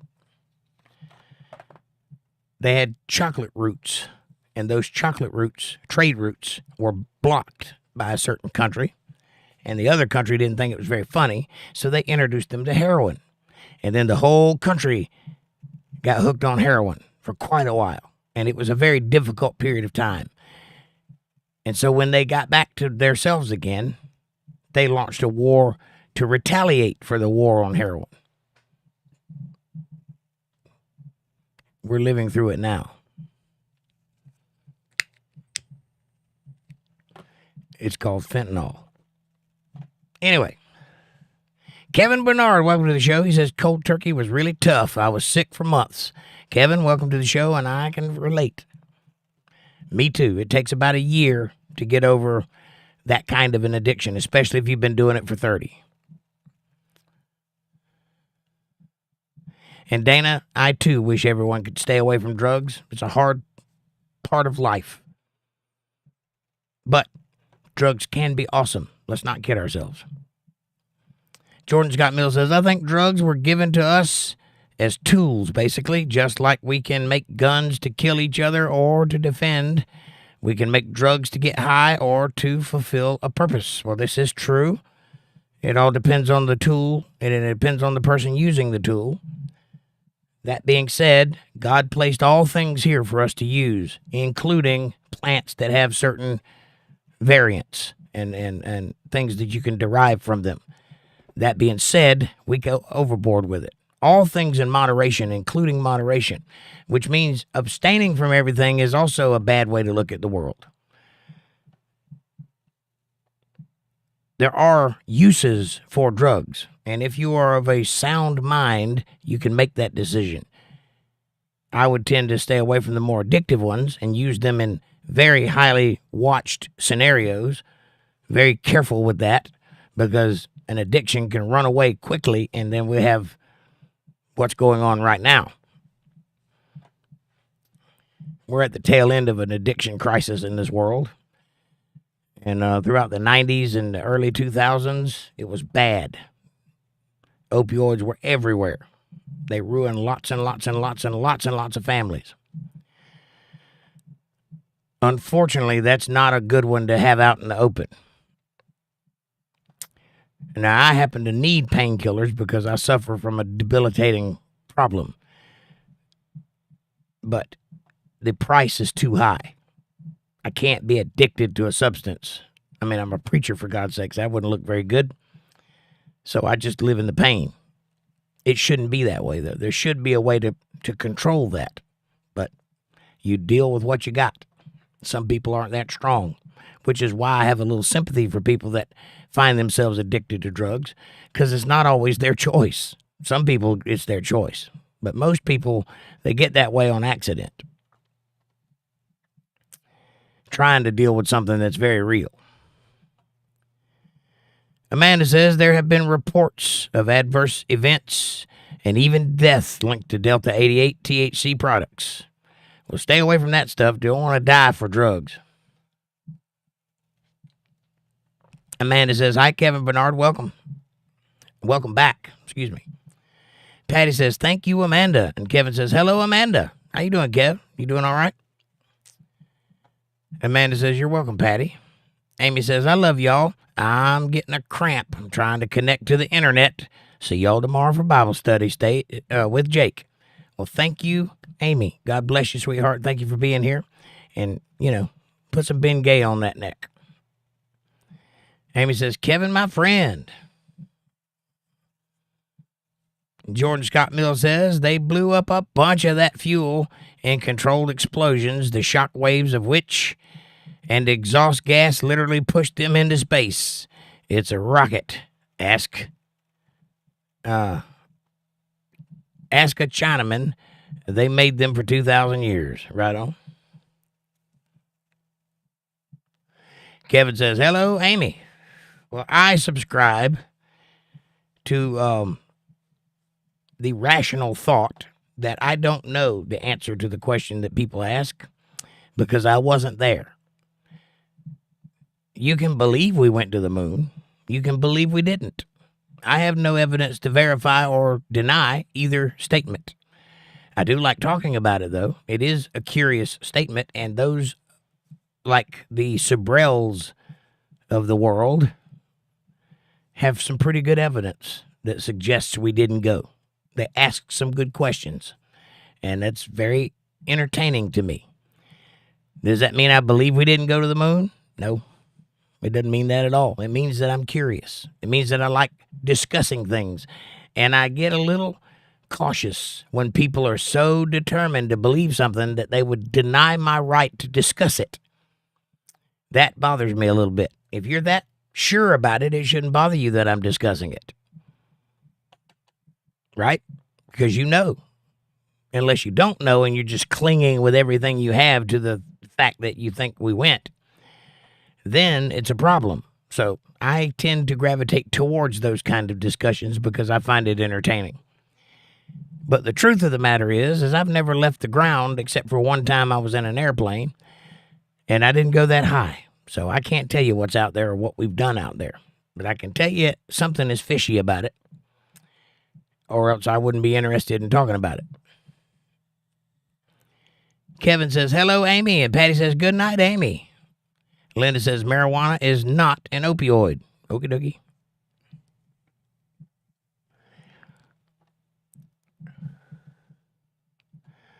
Amanda says, night, Amy. And Debbie says, Kevin, you cheating on me with Amy? Ooh, there's a three-way going on in chat. You see that? And Jordan says, good night, Amy. And Kevin says, Deb? Oh, she's got you, Kevin. Was that a vape I saw? Yes, it was. I'm offsetting the smoking. Still got to have a cigarette every now and then, though. Amy says THC is not an opioid, but it is addictive. It's become cult to some. Okie dokie. Amy says, yes, Jordan. And Debbie says, yep, it's me, Uncle. Oh, incest too? I'm just kidding. Amanda says, thanks, Amy.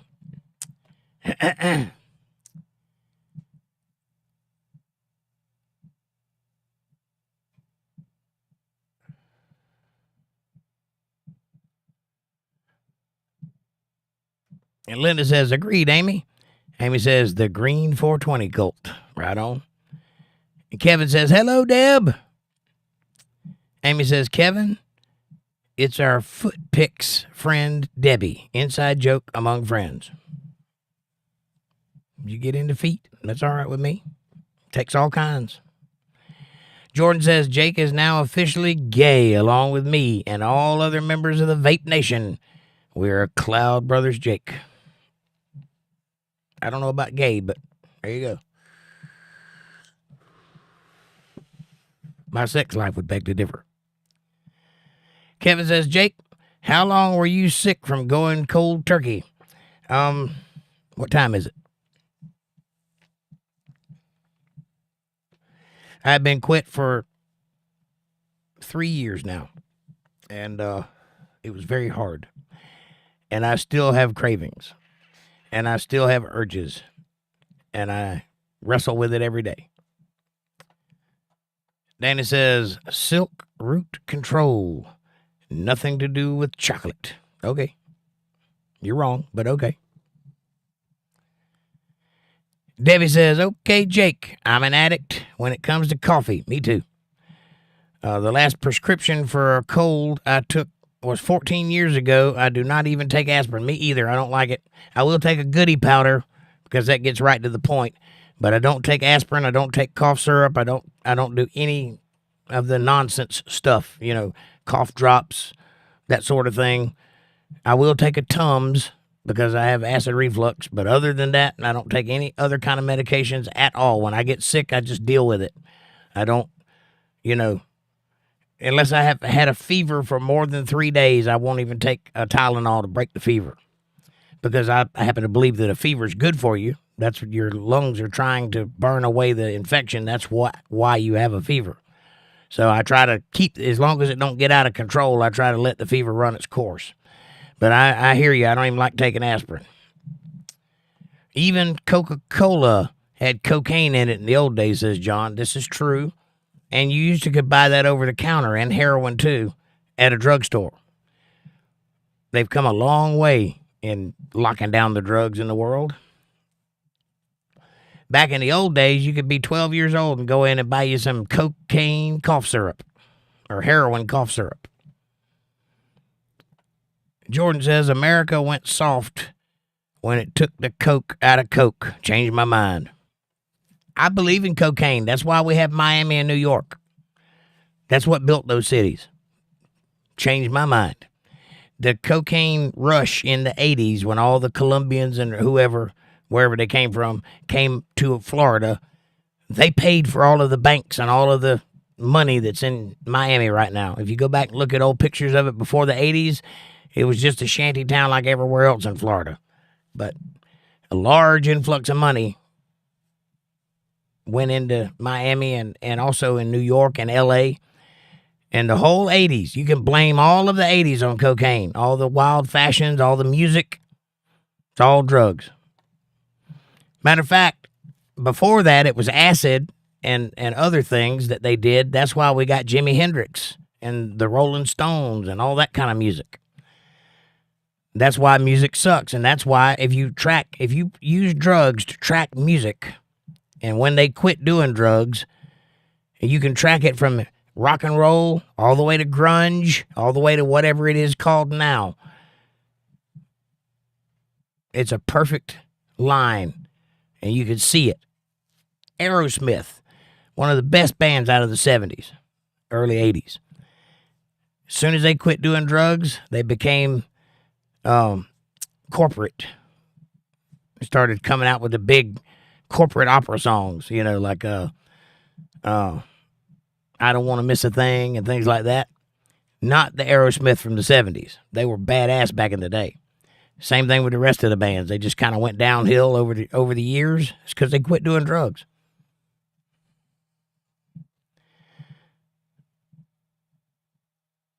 Kevin says, once a cucumber becomes a pickle, it can never go back to being a pickle. I understand that for a reference. Absolutely.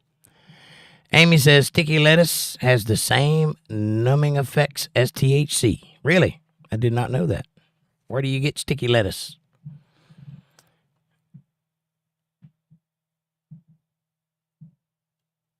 Amy says, I knew what you meant, Kevin. Right on. Kevin says, we lost our options of using drugs when we became addicted. True. Amy says, if I woke up and wasn't in pain, I'd think I was dead. Right. Amen, sister.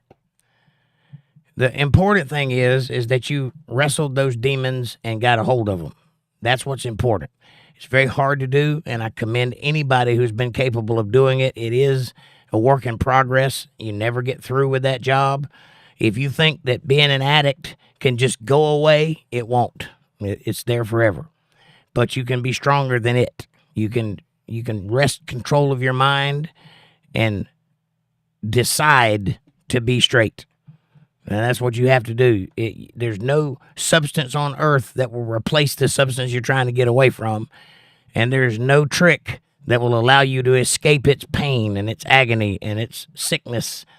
You just have to deal with it anyway. You just have to steel your mind and say, okay, this is what I am now. That's the only way through it. I don't recommend you do it cold turkey, but it really is the only way to quit. You have to mean the words.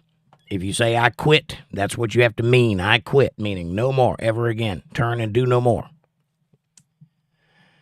A little harder said than done, though. Or a little easier said than done, rather.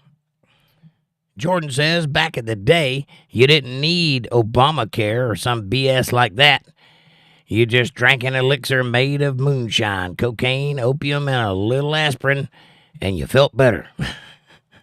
Seems like it, right?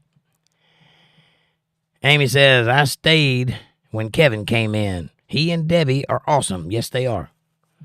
And thank you guys for being here. And God bless you all. I guess Aaron dipped out. I hadn't seen him say anything in a while. Jordan says, it bothers me because you're questioning Newtonian physics, Jake, when it is hundreds of years old and evidently verifiable in everyday life. Frankly, I see it as below your intellect. Well, you'd be wrong because Newtonian science is wrong. That's why he's no longer the subject matter in which we teach science. You know, there's a little thing called Albert Einstein who came along and proved some of his theories to be incorrect. And now we go by the general relativity theory, not Newtonian science. So you'd be incorrect there in your assessment of my thought process. Now, that being said, explain to me how wanting to see something with my own eyes is unintellectual versus believing what people say that are known to propagandize me on a daily basis. So the government lies about everything, but I'm supposed to absolutely believe them when Newtonian physics are in question. My intellect is fine. It's not beneath me at all. And I'm sorry that it bothers you. I like to have conversations. Doesn't mean I believe what I'm talking about.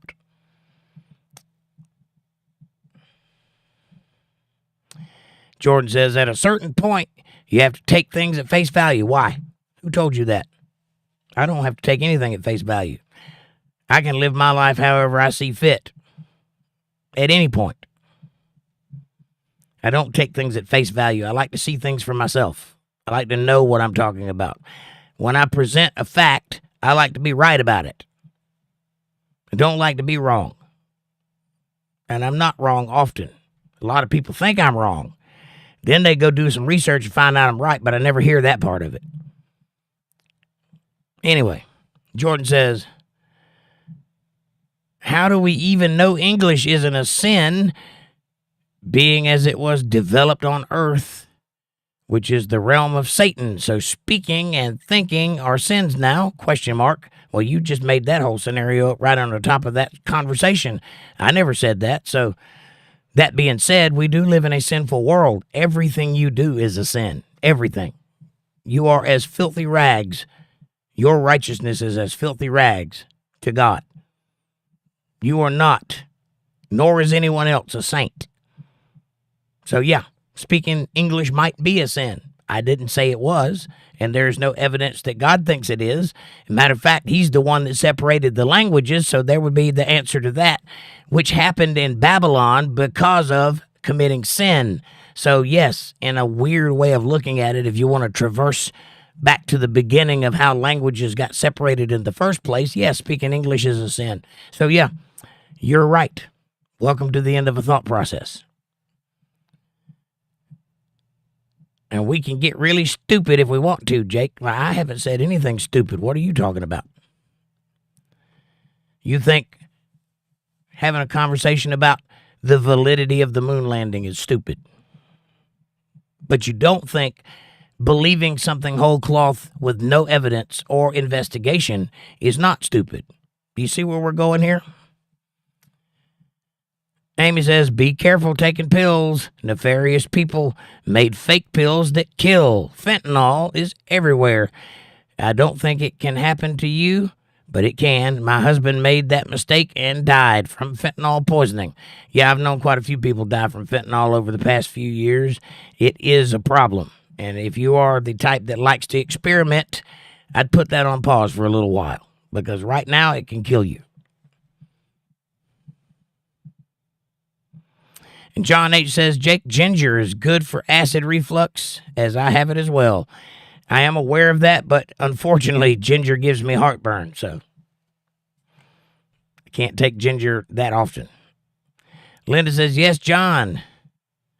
Candied ginger is good and easy to keep on hand. Yes, it is. Colin Hildebiddle says, hello, Jake. What's up, Colin? And Amy says, sticky lettuce grows wild. Cool. Amanda says, hi, Colin. And Amy says, Jesus helps me stay on the path of sobriety. He has to. It's hard to do by yourself. Linda says, Jake, I think Amy is talking about wild lettuce. I think so, too. Amanda says, I'm addicted to peppermints. Shaking my head. I just bought her 2 bags of peppermint. She's already gone through them. They're gone. I don't know if that last part's true or not, but I'm sticking with it.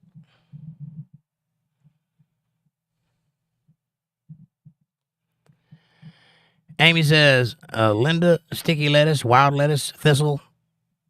All right. Linda says thistle is something different. And Amy says, very specific kind of thistle. John says, I'm addicted to cream cakes, six a day. Good gracious, John. Calm down with the cream cakes, buddy. I like a oatmeal cream pie as good as the next guy, but I don't want to eat one every day. Patty says, what's sticky lettuce? I think wild lettuce or thistle is where we're going. And Amanda says, oh, wow, John. And Patty says, milk thistle. All right. I think I know what that is. You break the stem and a little white drips out of it.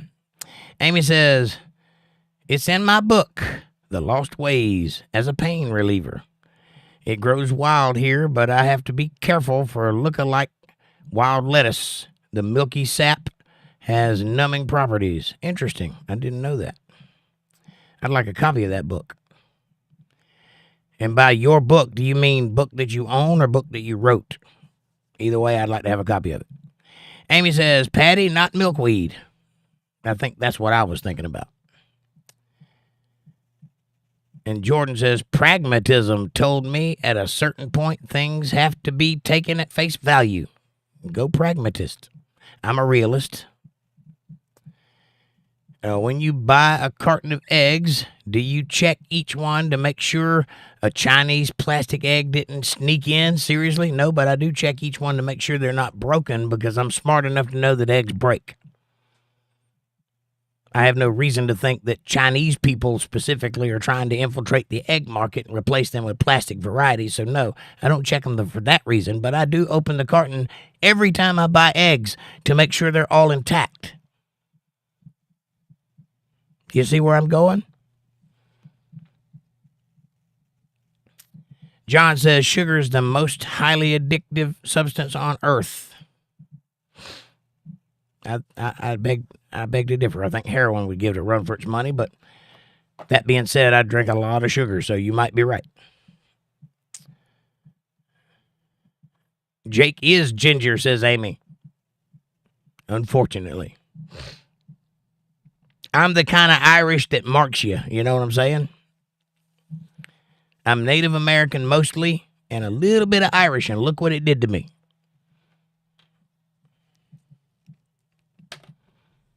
About to light that cigarette just on principle. Jordan says, nope, it's not stupid. I'm saying your line of reasoning is a bit obtuse. I don't know, obtuse, frankly. Well, if you understood my line of reasoning, you might could have that hypothesis. But since you are clearly not getting it, I'd say that your judgment is premature. Like I said, do you disassemble a car before you buy it, or do you take it at face value? It works when you drive away. I do not disassemble a car when I buy it, but I also do not take it at face value.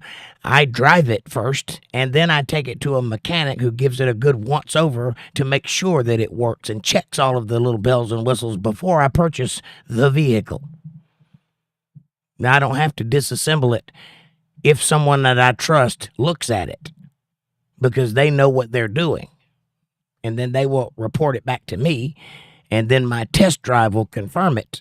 And then I decide whether or not I purchased the car. And at that, I also assume that it's a gamble, and chances are I'm going to have issues with it anyway. That's called reasoning. To think otherwise would be moronic and sophomoric, which I don't do a lot of.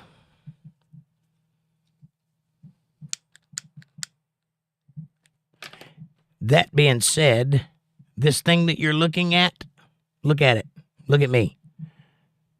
This thing that you're holding in your hand or sitting in front of and you're looking at is called a talk show. Do you know how talk shows work? Somebody talks and other people listen. Well, if I only said things that I was certain about, it'd be a very short show.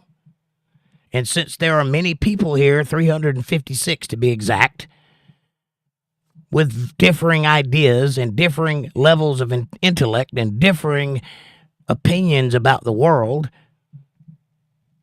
I have to talk to all of them, which means I have to go down certain rabbit holes that I don't necessarily agree with to keep the conversation fluid, which is why I said in the beginning of this conversation, back when the formation of this thought occurred, that I don't always believe everything I'm saying, but I like talking about it.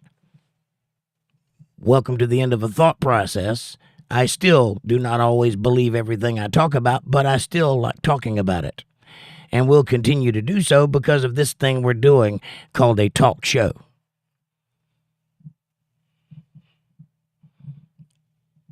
And that might be obtuse.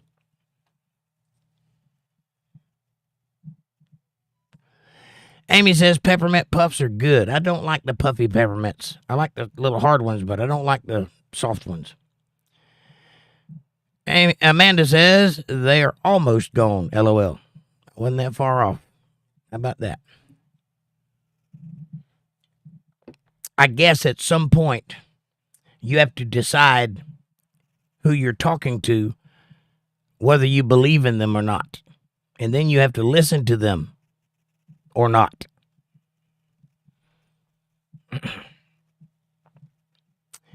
Patty says, and the 10 different cereal lanes with cartoons on them targeting kids says something about addiction. Yeah.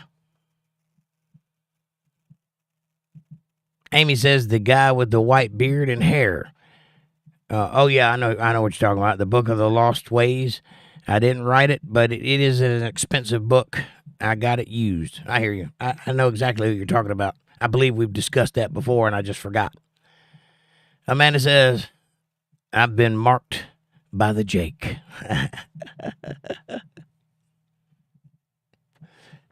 That's a fact. Amanda says, I like the Starlight peppermints, the hard ones, Amy. And George says, okay, so there you go. You just said if someone you trust looks at it, so there it is. You don't trust the narrative. I don't trust the narrative. Okay there.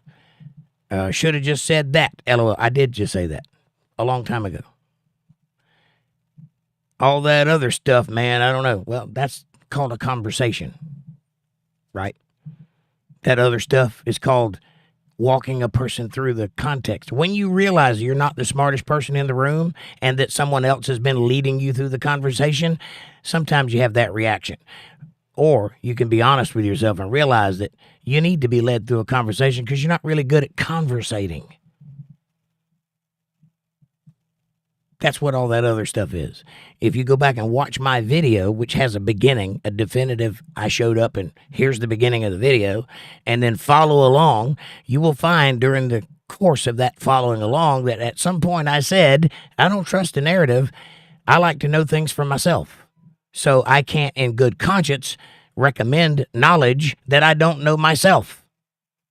That happened a long time ago. Right? You missed that part, apparently. You're reacting to this part, which is the end of the conversation. The important part is in the middle. That's the talking all that other stuff. I don't know what you expect to happen here, but when a conversation starts, we go down the rabbit holes. We talk about all the different angles. We're open to suggestion. We go down paths that we may not agree with. We come back to paths that we might agree with. That's called a conversation. I'm not making laws here or writing science books. I'm having a conversation with people that have varying degrees of interest in the subject. And trying to make it interesting to keep you watching. Which might involve me saying some stuff that isn't necessarily the truth. But I point that out when I say it.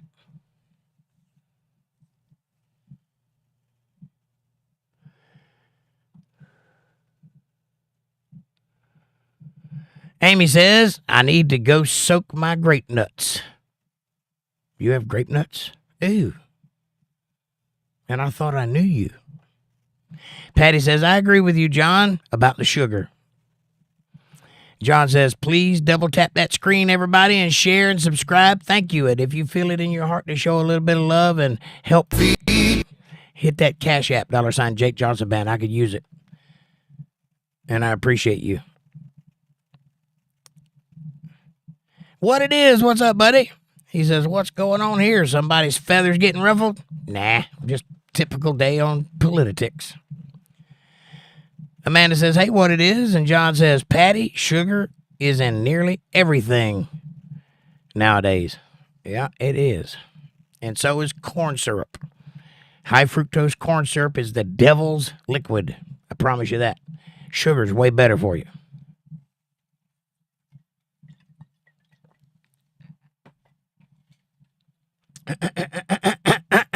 What it is says, hello, Amanda, and to all. Hey, buddy, what's going on?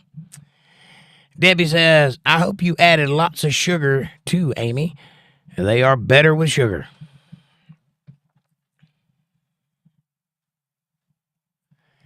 Right on.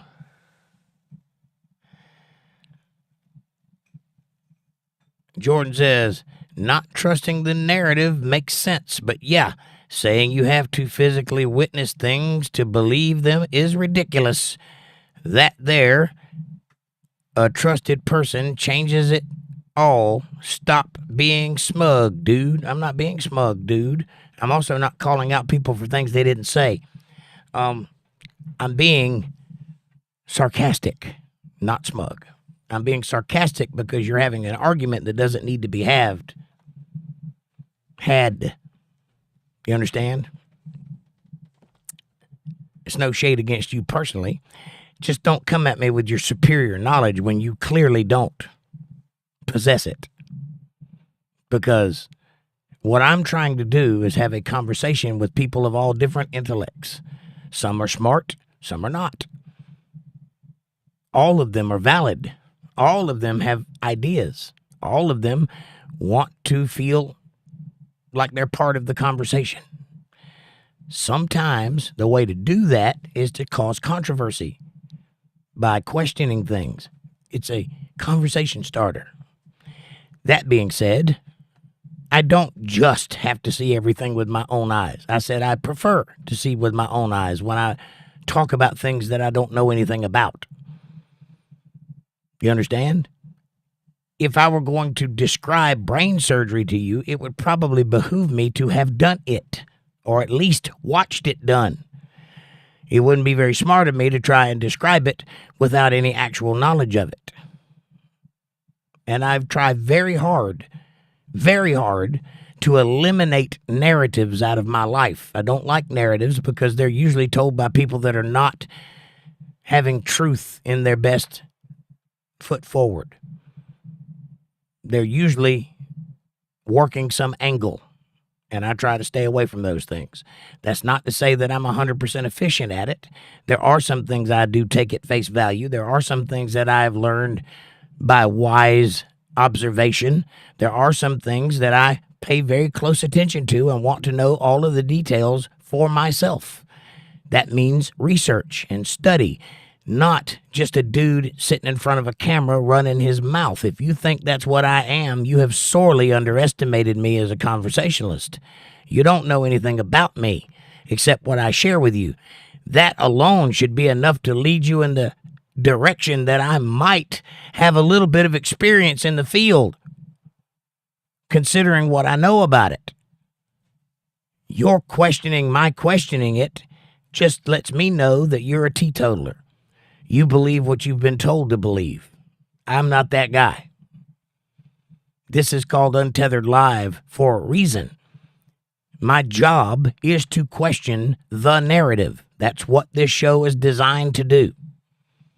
Especially tonight on Politi-tics, aptly named Politi-tic, as in lunatic but with politics, or politically leaning things. You got it?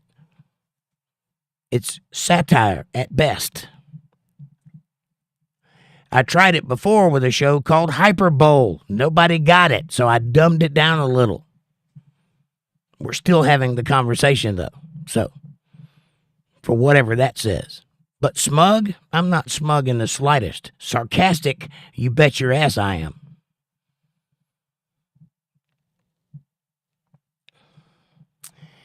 Amy says, if you go down a rabbit hole, don't eat the chocolate pellets.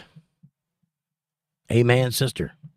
Kevin says, if they never went to the moon, then they had to have faked moon rocks. Well, I would point you to the Netherlands and the guy that runs that place. And Neil Armstrong gave him a moon rock from the mission that he picked up himself from the surface of the moon, to which he put in a vault and kept for quite a while. And then one day, he decided to pull out insurance on all of his assets, and among them was that moon rock that sat in a vault, locked since it was given to him. And so he had it appraised. Come to find out, it was petrified wood, wasn't even stone. So you go look at that. Tell me what you think. Jordan says, I never said I was the smartest person in the room. Didn't you? And saying so is kind of a bad way to have a conversation, right, Jake? Well, if it wasn't apropos, I'd say yes. But there's the elephant in the room.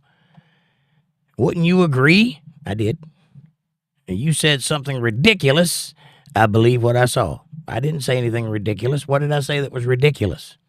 Something that's ridiculous is something that makes no sense at all. And what I said makes very good sense. You just didn't do the math. You don't know what you're talking about. You're hitting me with a narrative based on the knowledge that I have. That's not ridiculous. That's a woefully unmatched conversation, which I'm doing my level best to have at face value with you as a person face to face, despite the limitations of a camera. That being said, if you think I said something ridiculous, I would like for you to repeat it for the class, because I don't think anybody else took it as such. Amy Elizabeth quite rightly called it. Drama Llamas on Stampede. What it is I'm tired, and I took some muscle relaxers. Corn syrup can't be processed by the body like it should be. Right, which is why there's so many fat people in America today. You want to know what the culprit is? It's high fructose corn syrup. There you go. Try to get somebody in the narrative to tell you that. They won't. Matter of fact, they'd probably show you the food pyramid, which you should really look at very carefully. And ask yourself a few questions about the narrative, such as, why so much bread? And why only meat if you're gay? Anyway, what it is, Amy Elizabeth says, hi, what it is. I hope you're well. And Linda says, well, I had brain surgery done and I still know nothing about it. LOL. Having it done and performing it are two different things, but I hear you.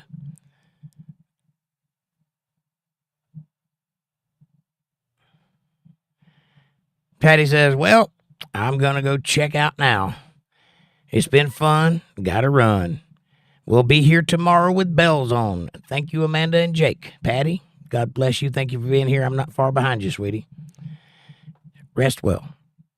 And Amanda says, good night, Patty. Amy says, I bring a code reader to a dealership. Right on.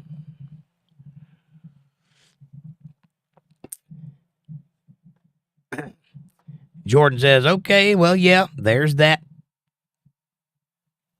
That's a different story.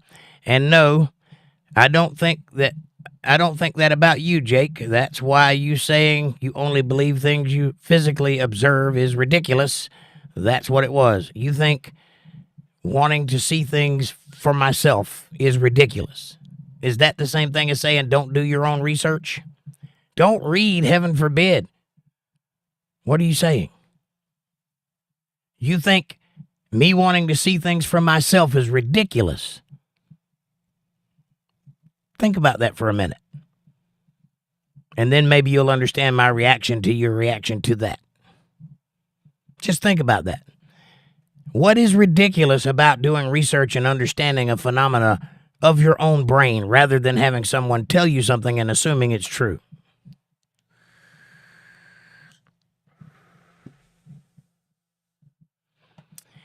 Amy says, Jake is sardonic. That's a more sophisticated than sarcastic. Thank you, Amy. I'm a sophisticated asshole, Jordan.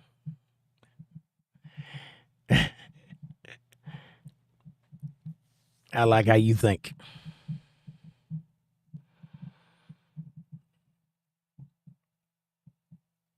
Debbie says, everything I have bought, like a house or a car, I have bought on blind faith, and I have never been burned. You're incredibly lucky. I have been burned many times.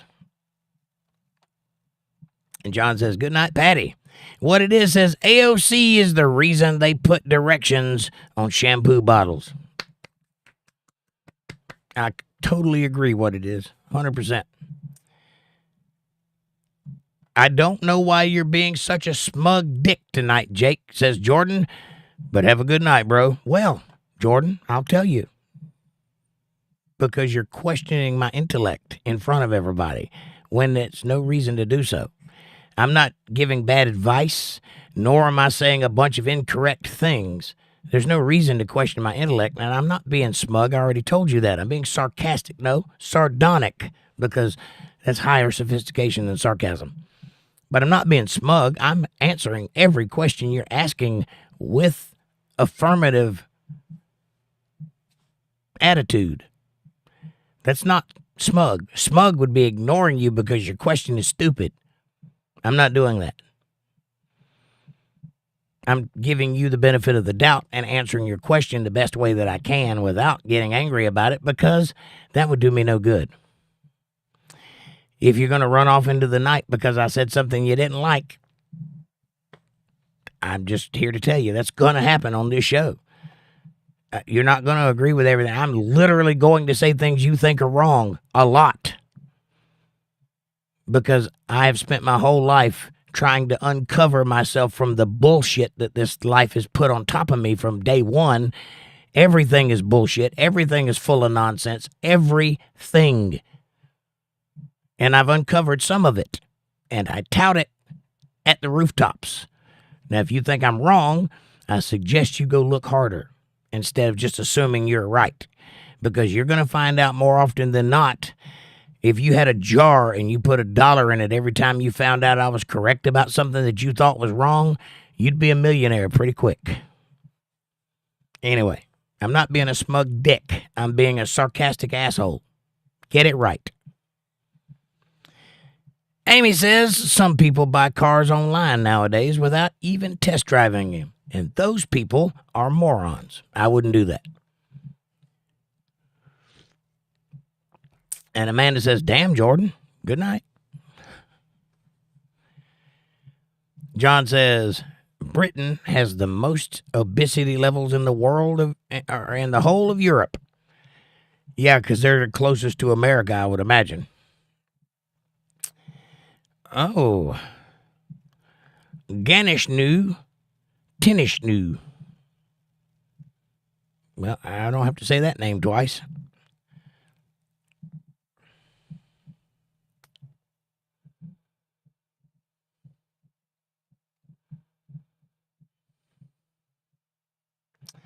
Amy says, quick draw, hammer bammer. Right on. And Dana says, Jake, the Brits in the 1800s forced the Chinese government to legalize the opium, which they flooded China from India. No chocolate involved in doping the Chinese people, but opium war. Correct. I didn't say that. Go back and watch what I said. I said that war was a reaction to something that happened earlier. Look it up. I'll let you find it. It's there. Waged on China. Right. They didn't start the war, though. They just reacted to it. Amanda says, LOL. Yep, Amy. And Jordan says, no, Jake. You said, or at least what I understood, correct, was you said you only believe things you can see, which is, yes, ridiculous, Jake. It's not weird that I thought that with what you said. Take a poll, shall you? See if anybody else agrees with you. That being said, you correctly surmised that you understood me to say something that you thought was ridiculous, but you didn't because you came into the middle of a conversation and then asserted your dominance, which is the wrong thing to do to me. That causes me to be a sardonic asshole. Now, if you'll go back and actually see what I actually said, I said I prefer to see things with my own eyes, and I have no actual evidence as to what went on up there because I wasn't there. That's what I said. If you want to extrapolate that to everything on planet Earth that I have to see with my own eyes, then you're being sarcastic. I didn't say that. Anybody with a common sense level of third grade English would know that what I meant was I prefer to know things before I have conversations about them in context of what we're talking about, which I have no real knowledge of, apart from being a child watching rockets go up into space or supposedly going up into space. I don't know what they did up there. So for me to sit here like an authority figure and discuss it like I know what I'm talking about is a little silly. So instead, we will extrapolate on the idea that we assume we know what we're talking about, and if that's the case, I have some questions. Quams, rather, is the word I used. So if you think that's what I meant, and you can apply that to everything that I talk about, then you are very rightly the butt end of a smug asshole.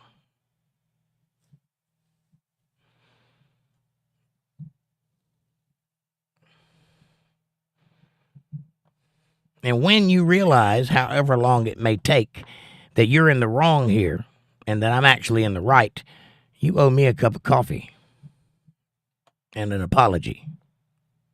Linda says, I invited my son to Bible study tomorrow and Monday. I found out he's been reading on his own, so I said he should hang out with us for the read. Thank you, Linda. God bless you, and I hope he comes, and I hope he gets something out of it. Amy says, awesome, Linda. And Jordan says, anyway, you were just being so smug and messed up. And no, I did not question your intellect. But anyway, night chat. Go back up and read your own statements. You absolutely question my intellect. Number one. Number two, I'm not being smug. Being smug would be ignoring you because you're being stupid. Because you're beneath me. That would be smug. I'm not being smug. Look the word up in the dictionary. You'll understand that that's not what I'm doing here. I'm talking to you like a man who is in the wrong, because that's what you are. I'm giving you the benefit of the doubt. I'm not cussing you. I'm not calling you names. I'm not hurting you in any fashion. I'm not trying to make you look stupid, which I could easily do. I'm not doing that. I'm addressing your questions the way that you phrased them albeit with a little sarcasm in my voice and a little bit of stink on my face, because that's what it makes me feel like. I'm being earnest with you. If you think that's smug, you, number one, don't understand the meaning of the word smug, and number two, are incorrect. So, good night. Come back when you haven't had a few drinks. Amy Elizabeth hit me with a $2 super chat. Thank you, Amy Elizabeth. I appreciate that very much. No comment, but appreciate the super chat.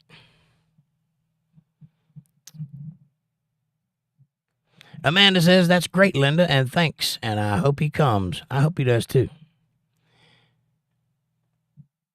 John says, that's great, Linda. And Amy says, I need a snuggle. Aw, snuggle. I'm sorry, I can't reach you. There's that book title again. Everything is bullshit, says Amy. I'm working on it. I will write that book one day. And I will be met with lots and lots of controversy, because almost everything in that book will be totally against what everybody believes to be true.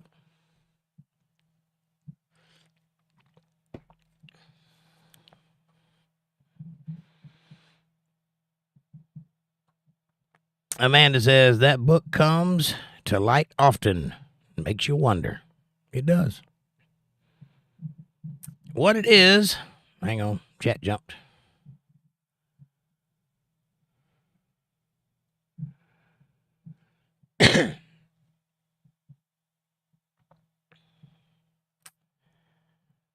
What it is says, Jordan sounds like he's practicing to get on the debate team. He just ain't made the team.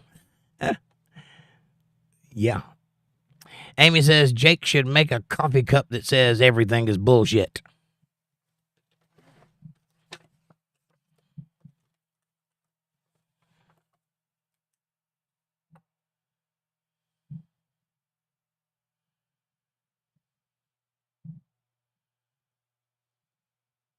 Will do. Amanda says, that would be great, Amy.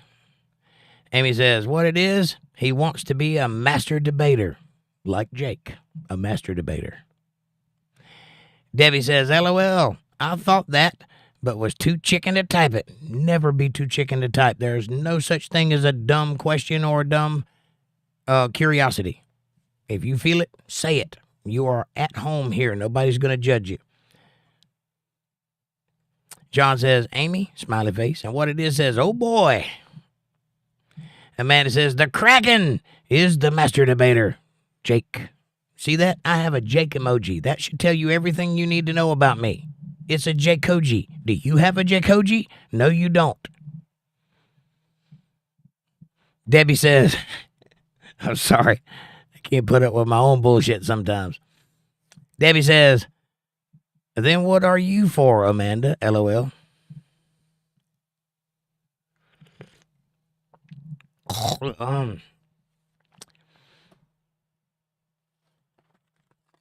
Amy says, release the Kraken. That's me, by the way, Jordan, the Kraken.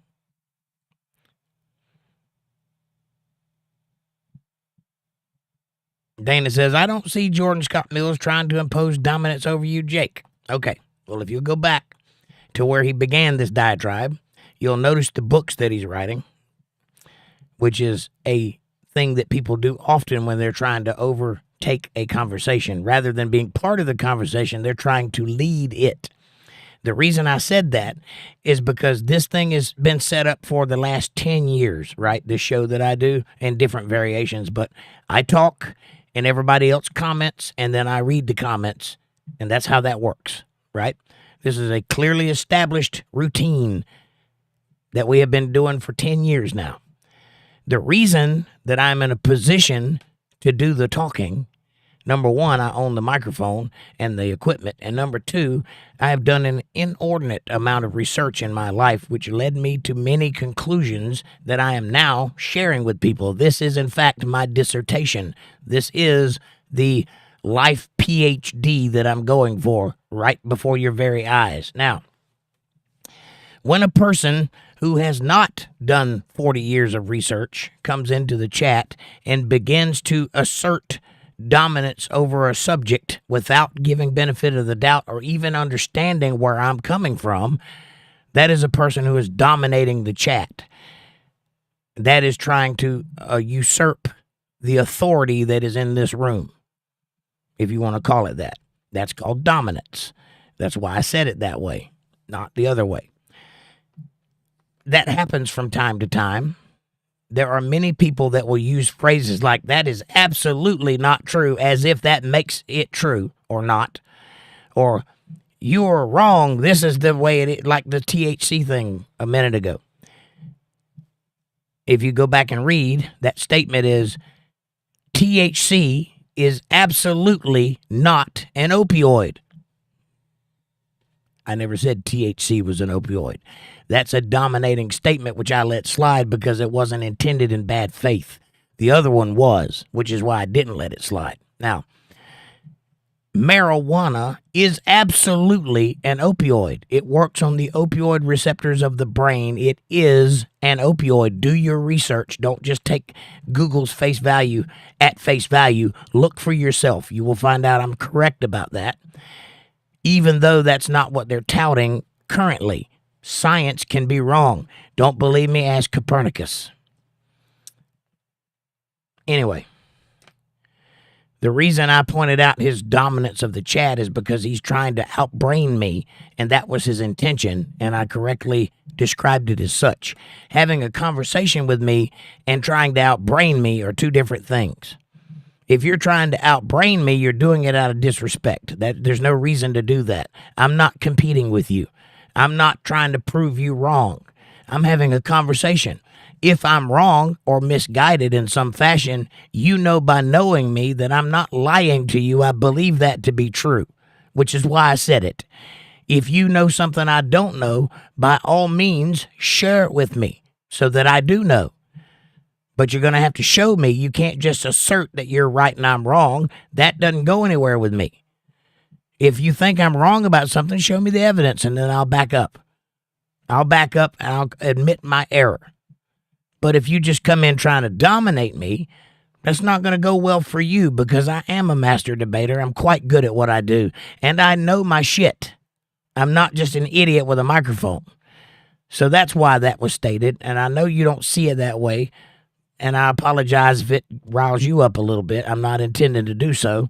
But I'm on that path right now, so cracking. Anyway, that's why I reacted the way I did. Jordan knows that. We've been talking for a lot of years. I don't know why he would come in and attack me over something as simple as I'd like to see what I'm believing, which doesn't seem very illogical to me at all. Hope that helps. Amy says, Debbie, she feeds the dog. Right on. She's also the reason I'm still breathing. She takes good care of me. Believe that. It's not lost on me everything she does for my benefit. I am a mouth. She is everything else.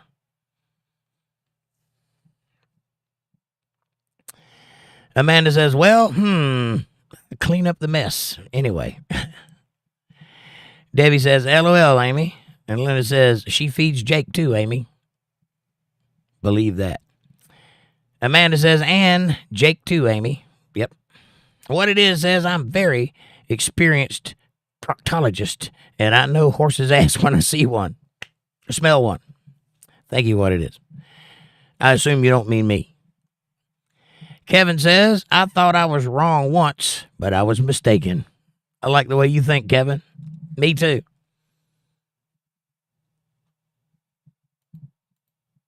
And thank you, Amy, for the $2 super chat. And Linda says, LOL, Amanda, get out of my head. And Amanda says, right, Kevin. And Amy Elizabeth says, VJ, that's me. Lay me down to sleep. Pray the Lord my soul to keep. I got my own theme song. Before I wait, VJ, I've been a good dog. Best friend. Right through Kibbles and bits. VJ. If I die before I VJ. VJ. All right, that's enough of that nonsense. Anyway, Yes, please do feed Jake. And if you want me to actually get it, go to the CashApp thing. $ Jake Johnson Band. I do appreciate that. Otherwise, I got to wait till the 21st to even get some of it. Amanda says, thank you, Amy. And yes, thank you. And my chat jumped again. There we go. I found it right away. Amy says, it's not much, but it's the thought. It is, and that's fine. I don't care at all about that. Thank you. Amanda says, magical coffee cup. Everybody needs one. Self-fulfilling. Mine's full again. How did that happen? I didn't even see it go away. Thank you very much, coffee people. Coffee fairy, that's what I call her. That's what she does. She keeps my coffee cup full. Which is important because I run on coffee.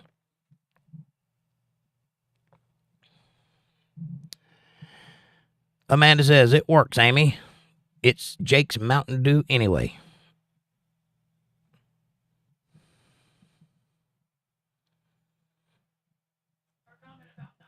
Mm-hmm. And Amanda says, Jake OG. That's what that is. That's a Jake OG. And there's more coming, by the way. I've got a whole series of emojis that I'm working on. I'll release them to the members as soon as I get them finished. And you'll be able to use them all over the platform of YouTube and other people's chats, too. So please do. Amanda says, OMG, Jake shaking my head.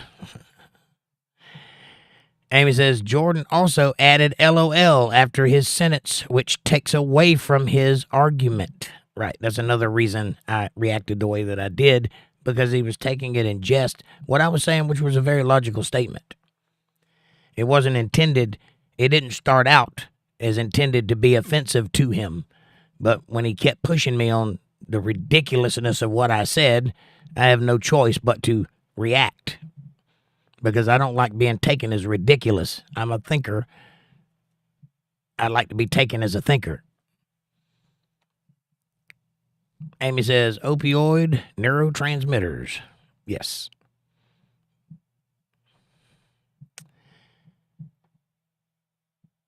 Kevin says, science that's not open to being challenged is not science. Correct.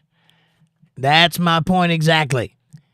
Science, by its very definition, science from the word Gnostic, which means to know, or gnosis, science. That's how we get that word. It's a little bit of a reach around, but that's where the word comes from. By its very definition is to test, to repeat that test, to falsify that test, and to have it peer-reviewed by other people who don't believe it. That's what science is. It's reducing a hypothesis to a fact. You start out with nonsense. Look, there might be black holes up there. And then you falsify it until you get to the truth. God designed the universe. There's no black holes. That's the truth. The rest is hypothesis. And it should be said is a hypothesis. But most people leave that word off and just state it like it's a fact. And then get mad at you if you question it. Sorry, you made it up whole cloth. How can I not question it when I'm a person who thinks physically and scientifically? I'm a physics thinker. I'm thinking about string theory. I'm thinking about physics. I'm thinking about mathematics. I'm thinking about the universe at large when I'm discussing these things. I'm not just thinking about one little subject, the one we might be talking about. So when you treat me like I'm just another Joe who's carrying on a conversation and could be wrong at any moment, I'm a little offended by that. Because I've been talking to you for 10 years. You obviously think I know something, or you wouldn't keep coming and listening to me talk. Why would you then turn around and treat me like an imbecile? I don't like that. I'm offended by that. The fact that I became sarcastic over it should tell you that I'm trying. Because otherwise I would just destroy you and not look back. And I don't want to do that. I'm not trying to do that. If that makes any sense. Release the Kraken. But you're right. Science that you can't question is a religion. It's not science. You're supposed to question science. That's the whole reason we have science, is to question it. That thing that you can't question, they call that dogma, which is Newtonian science in a nutshell, just so you know.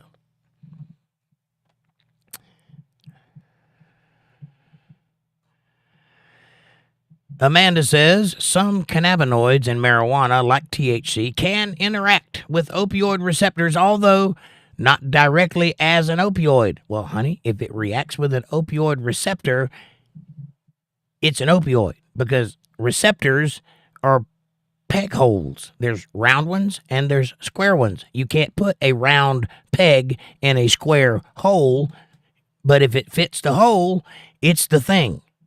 So yes, marijuana is an opioid derivative, and I used the word derivative when I said that. Anyway.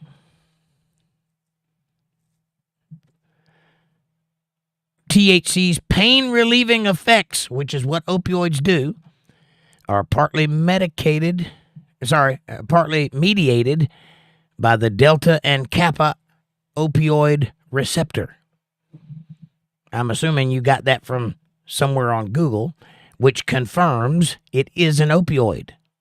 It may not be the opioid, which what we know as is Oxycontin, but morphine is also an opioid. And there are several classes of opioids, and there are several derivatives of opioids, which all work on opioid receptors. If you know anything about brain function, then you know that you have receptors that receive certain enzymes and certain other things, and they don't receive anything. They receive the thing that they're made for. So if it's an opioid receptor, which is the thing that affects your brain concerning pain, if it's an opioid receptor and it accepts the enzyme, guess what the enzyme is? You got it. It's not that hard.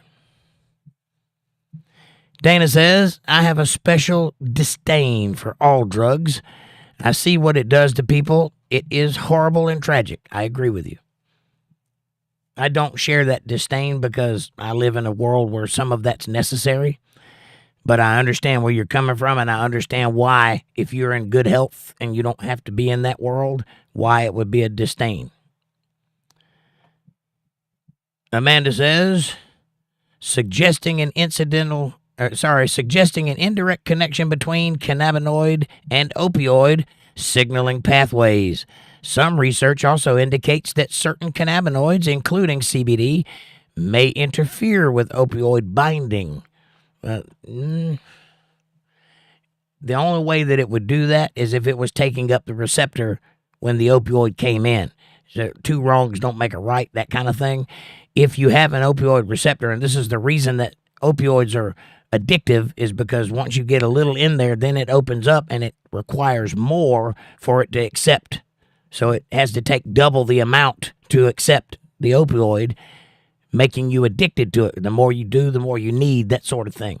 Now, if that opioid receptor is busy with cannabis, which is an opioid, and then you take a painkiller, it may not work. Why? Because your opioid receptor is already doing something. That's how that functions. That's why that level of certainty is suggested, the indication that it may. The reason they say that is because they don't want to indirectly call it an opioid, because that would reclassify marijuana on the class system of the drug hierarchy in the drug war, which they outlawed cannabis a long time ago because of the cotton gin. What does cotton have to do with smoking pot? Well, now you're getting into deeper waters. Well, a long time ago, hemp was the number one export from America. That's where we made our money. And hemp is an incredibly interesting plant. It can do almost anything. You can make clothes, you can make wood, you can make glue, you can make oil, you can make medicine. It does a lot of things. It's a miracle plant, hemp. And that was what we were studying, and that's what we were exporting. And then came along this guy, I can't remember his name right off the top of my head. He invented the cotton gin. Cotton gin made it cheap and easy to make cotton out of cotton plants, which it used to not be. It used to be a very difficult process. Once the cotton gin was invented, he put in to D.C. with his lobbying effects and got lobbyists to directly influence politicians, which then caused the Congress to outlaw marijuana because it's a direct competitor to cotton as far as an export goes, and that guy got very rich, and now cotton became the big export. So that's where that comes from. And believe it or not, the war on drugs reflects that because marijuana is very adversely scheduled. Like, you would think marijuana was the worst thing on planet Earth if you looked at just the scheduling of drugs. It's right up there with heroin and crack. It's not. It's just a herb. You know, people get high off of it. It didn't hurt anybody. But you look at the scheduling of the drugs and you would think that because it is a competitor to cotton. And they're still going by those old principles. That's why they haven't removed it from the schedule that it's in.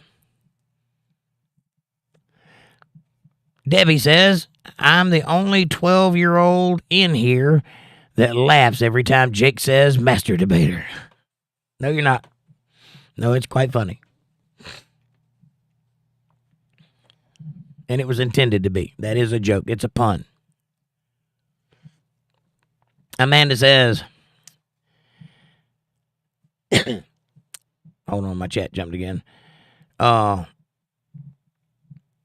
Altering the shape of the opioid receptor, but not technically an opioid.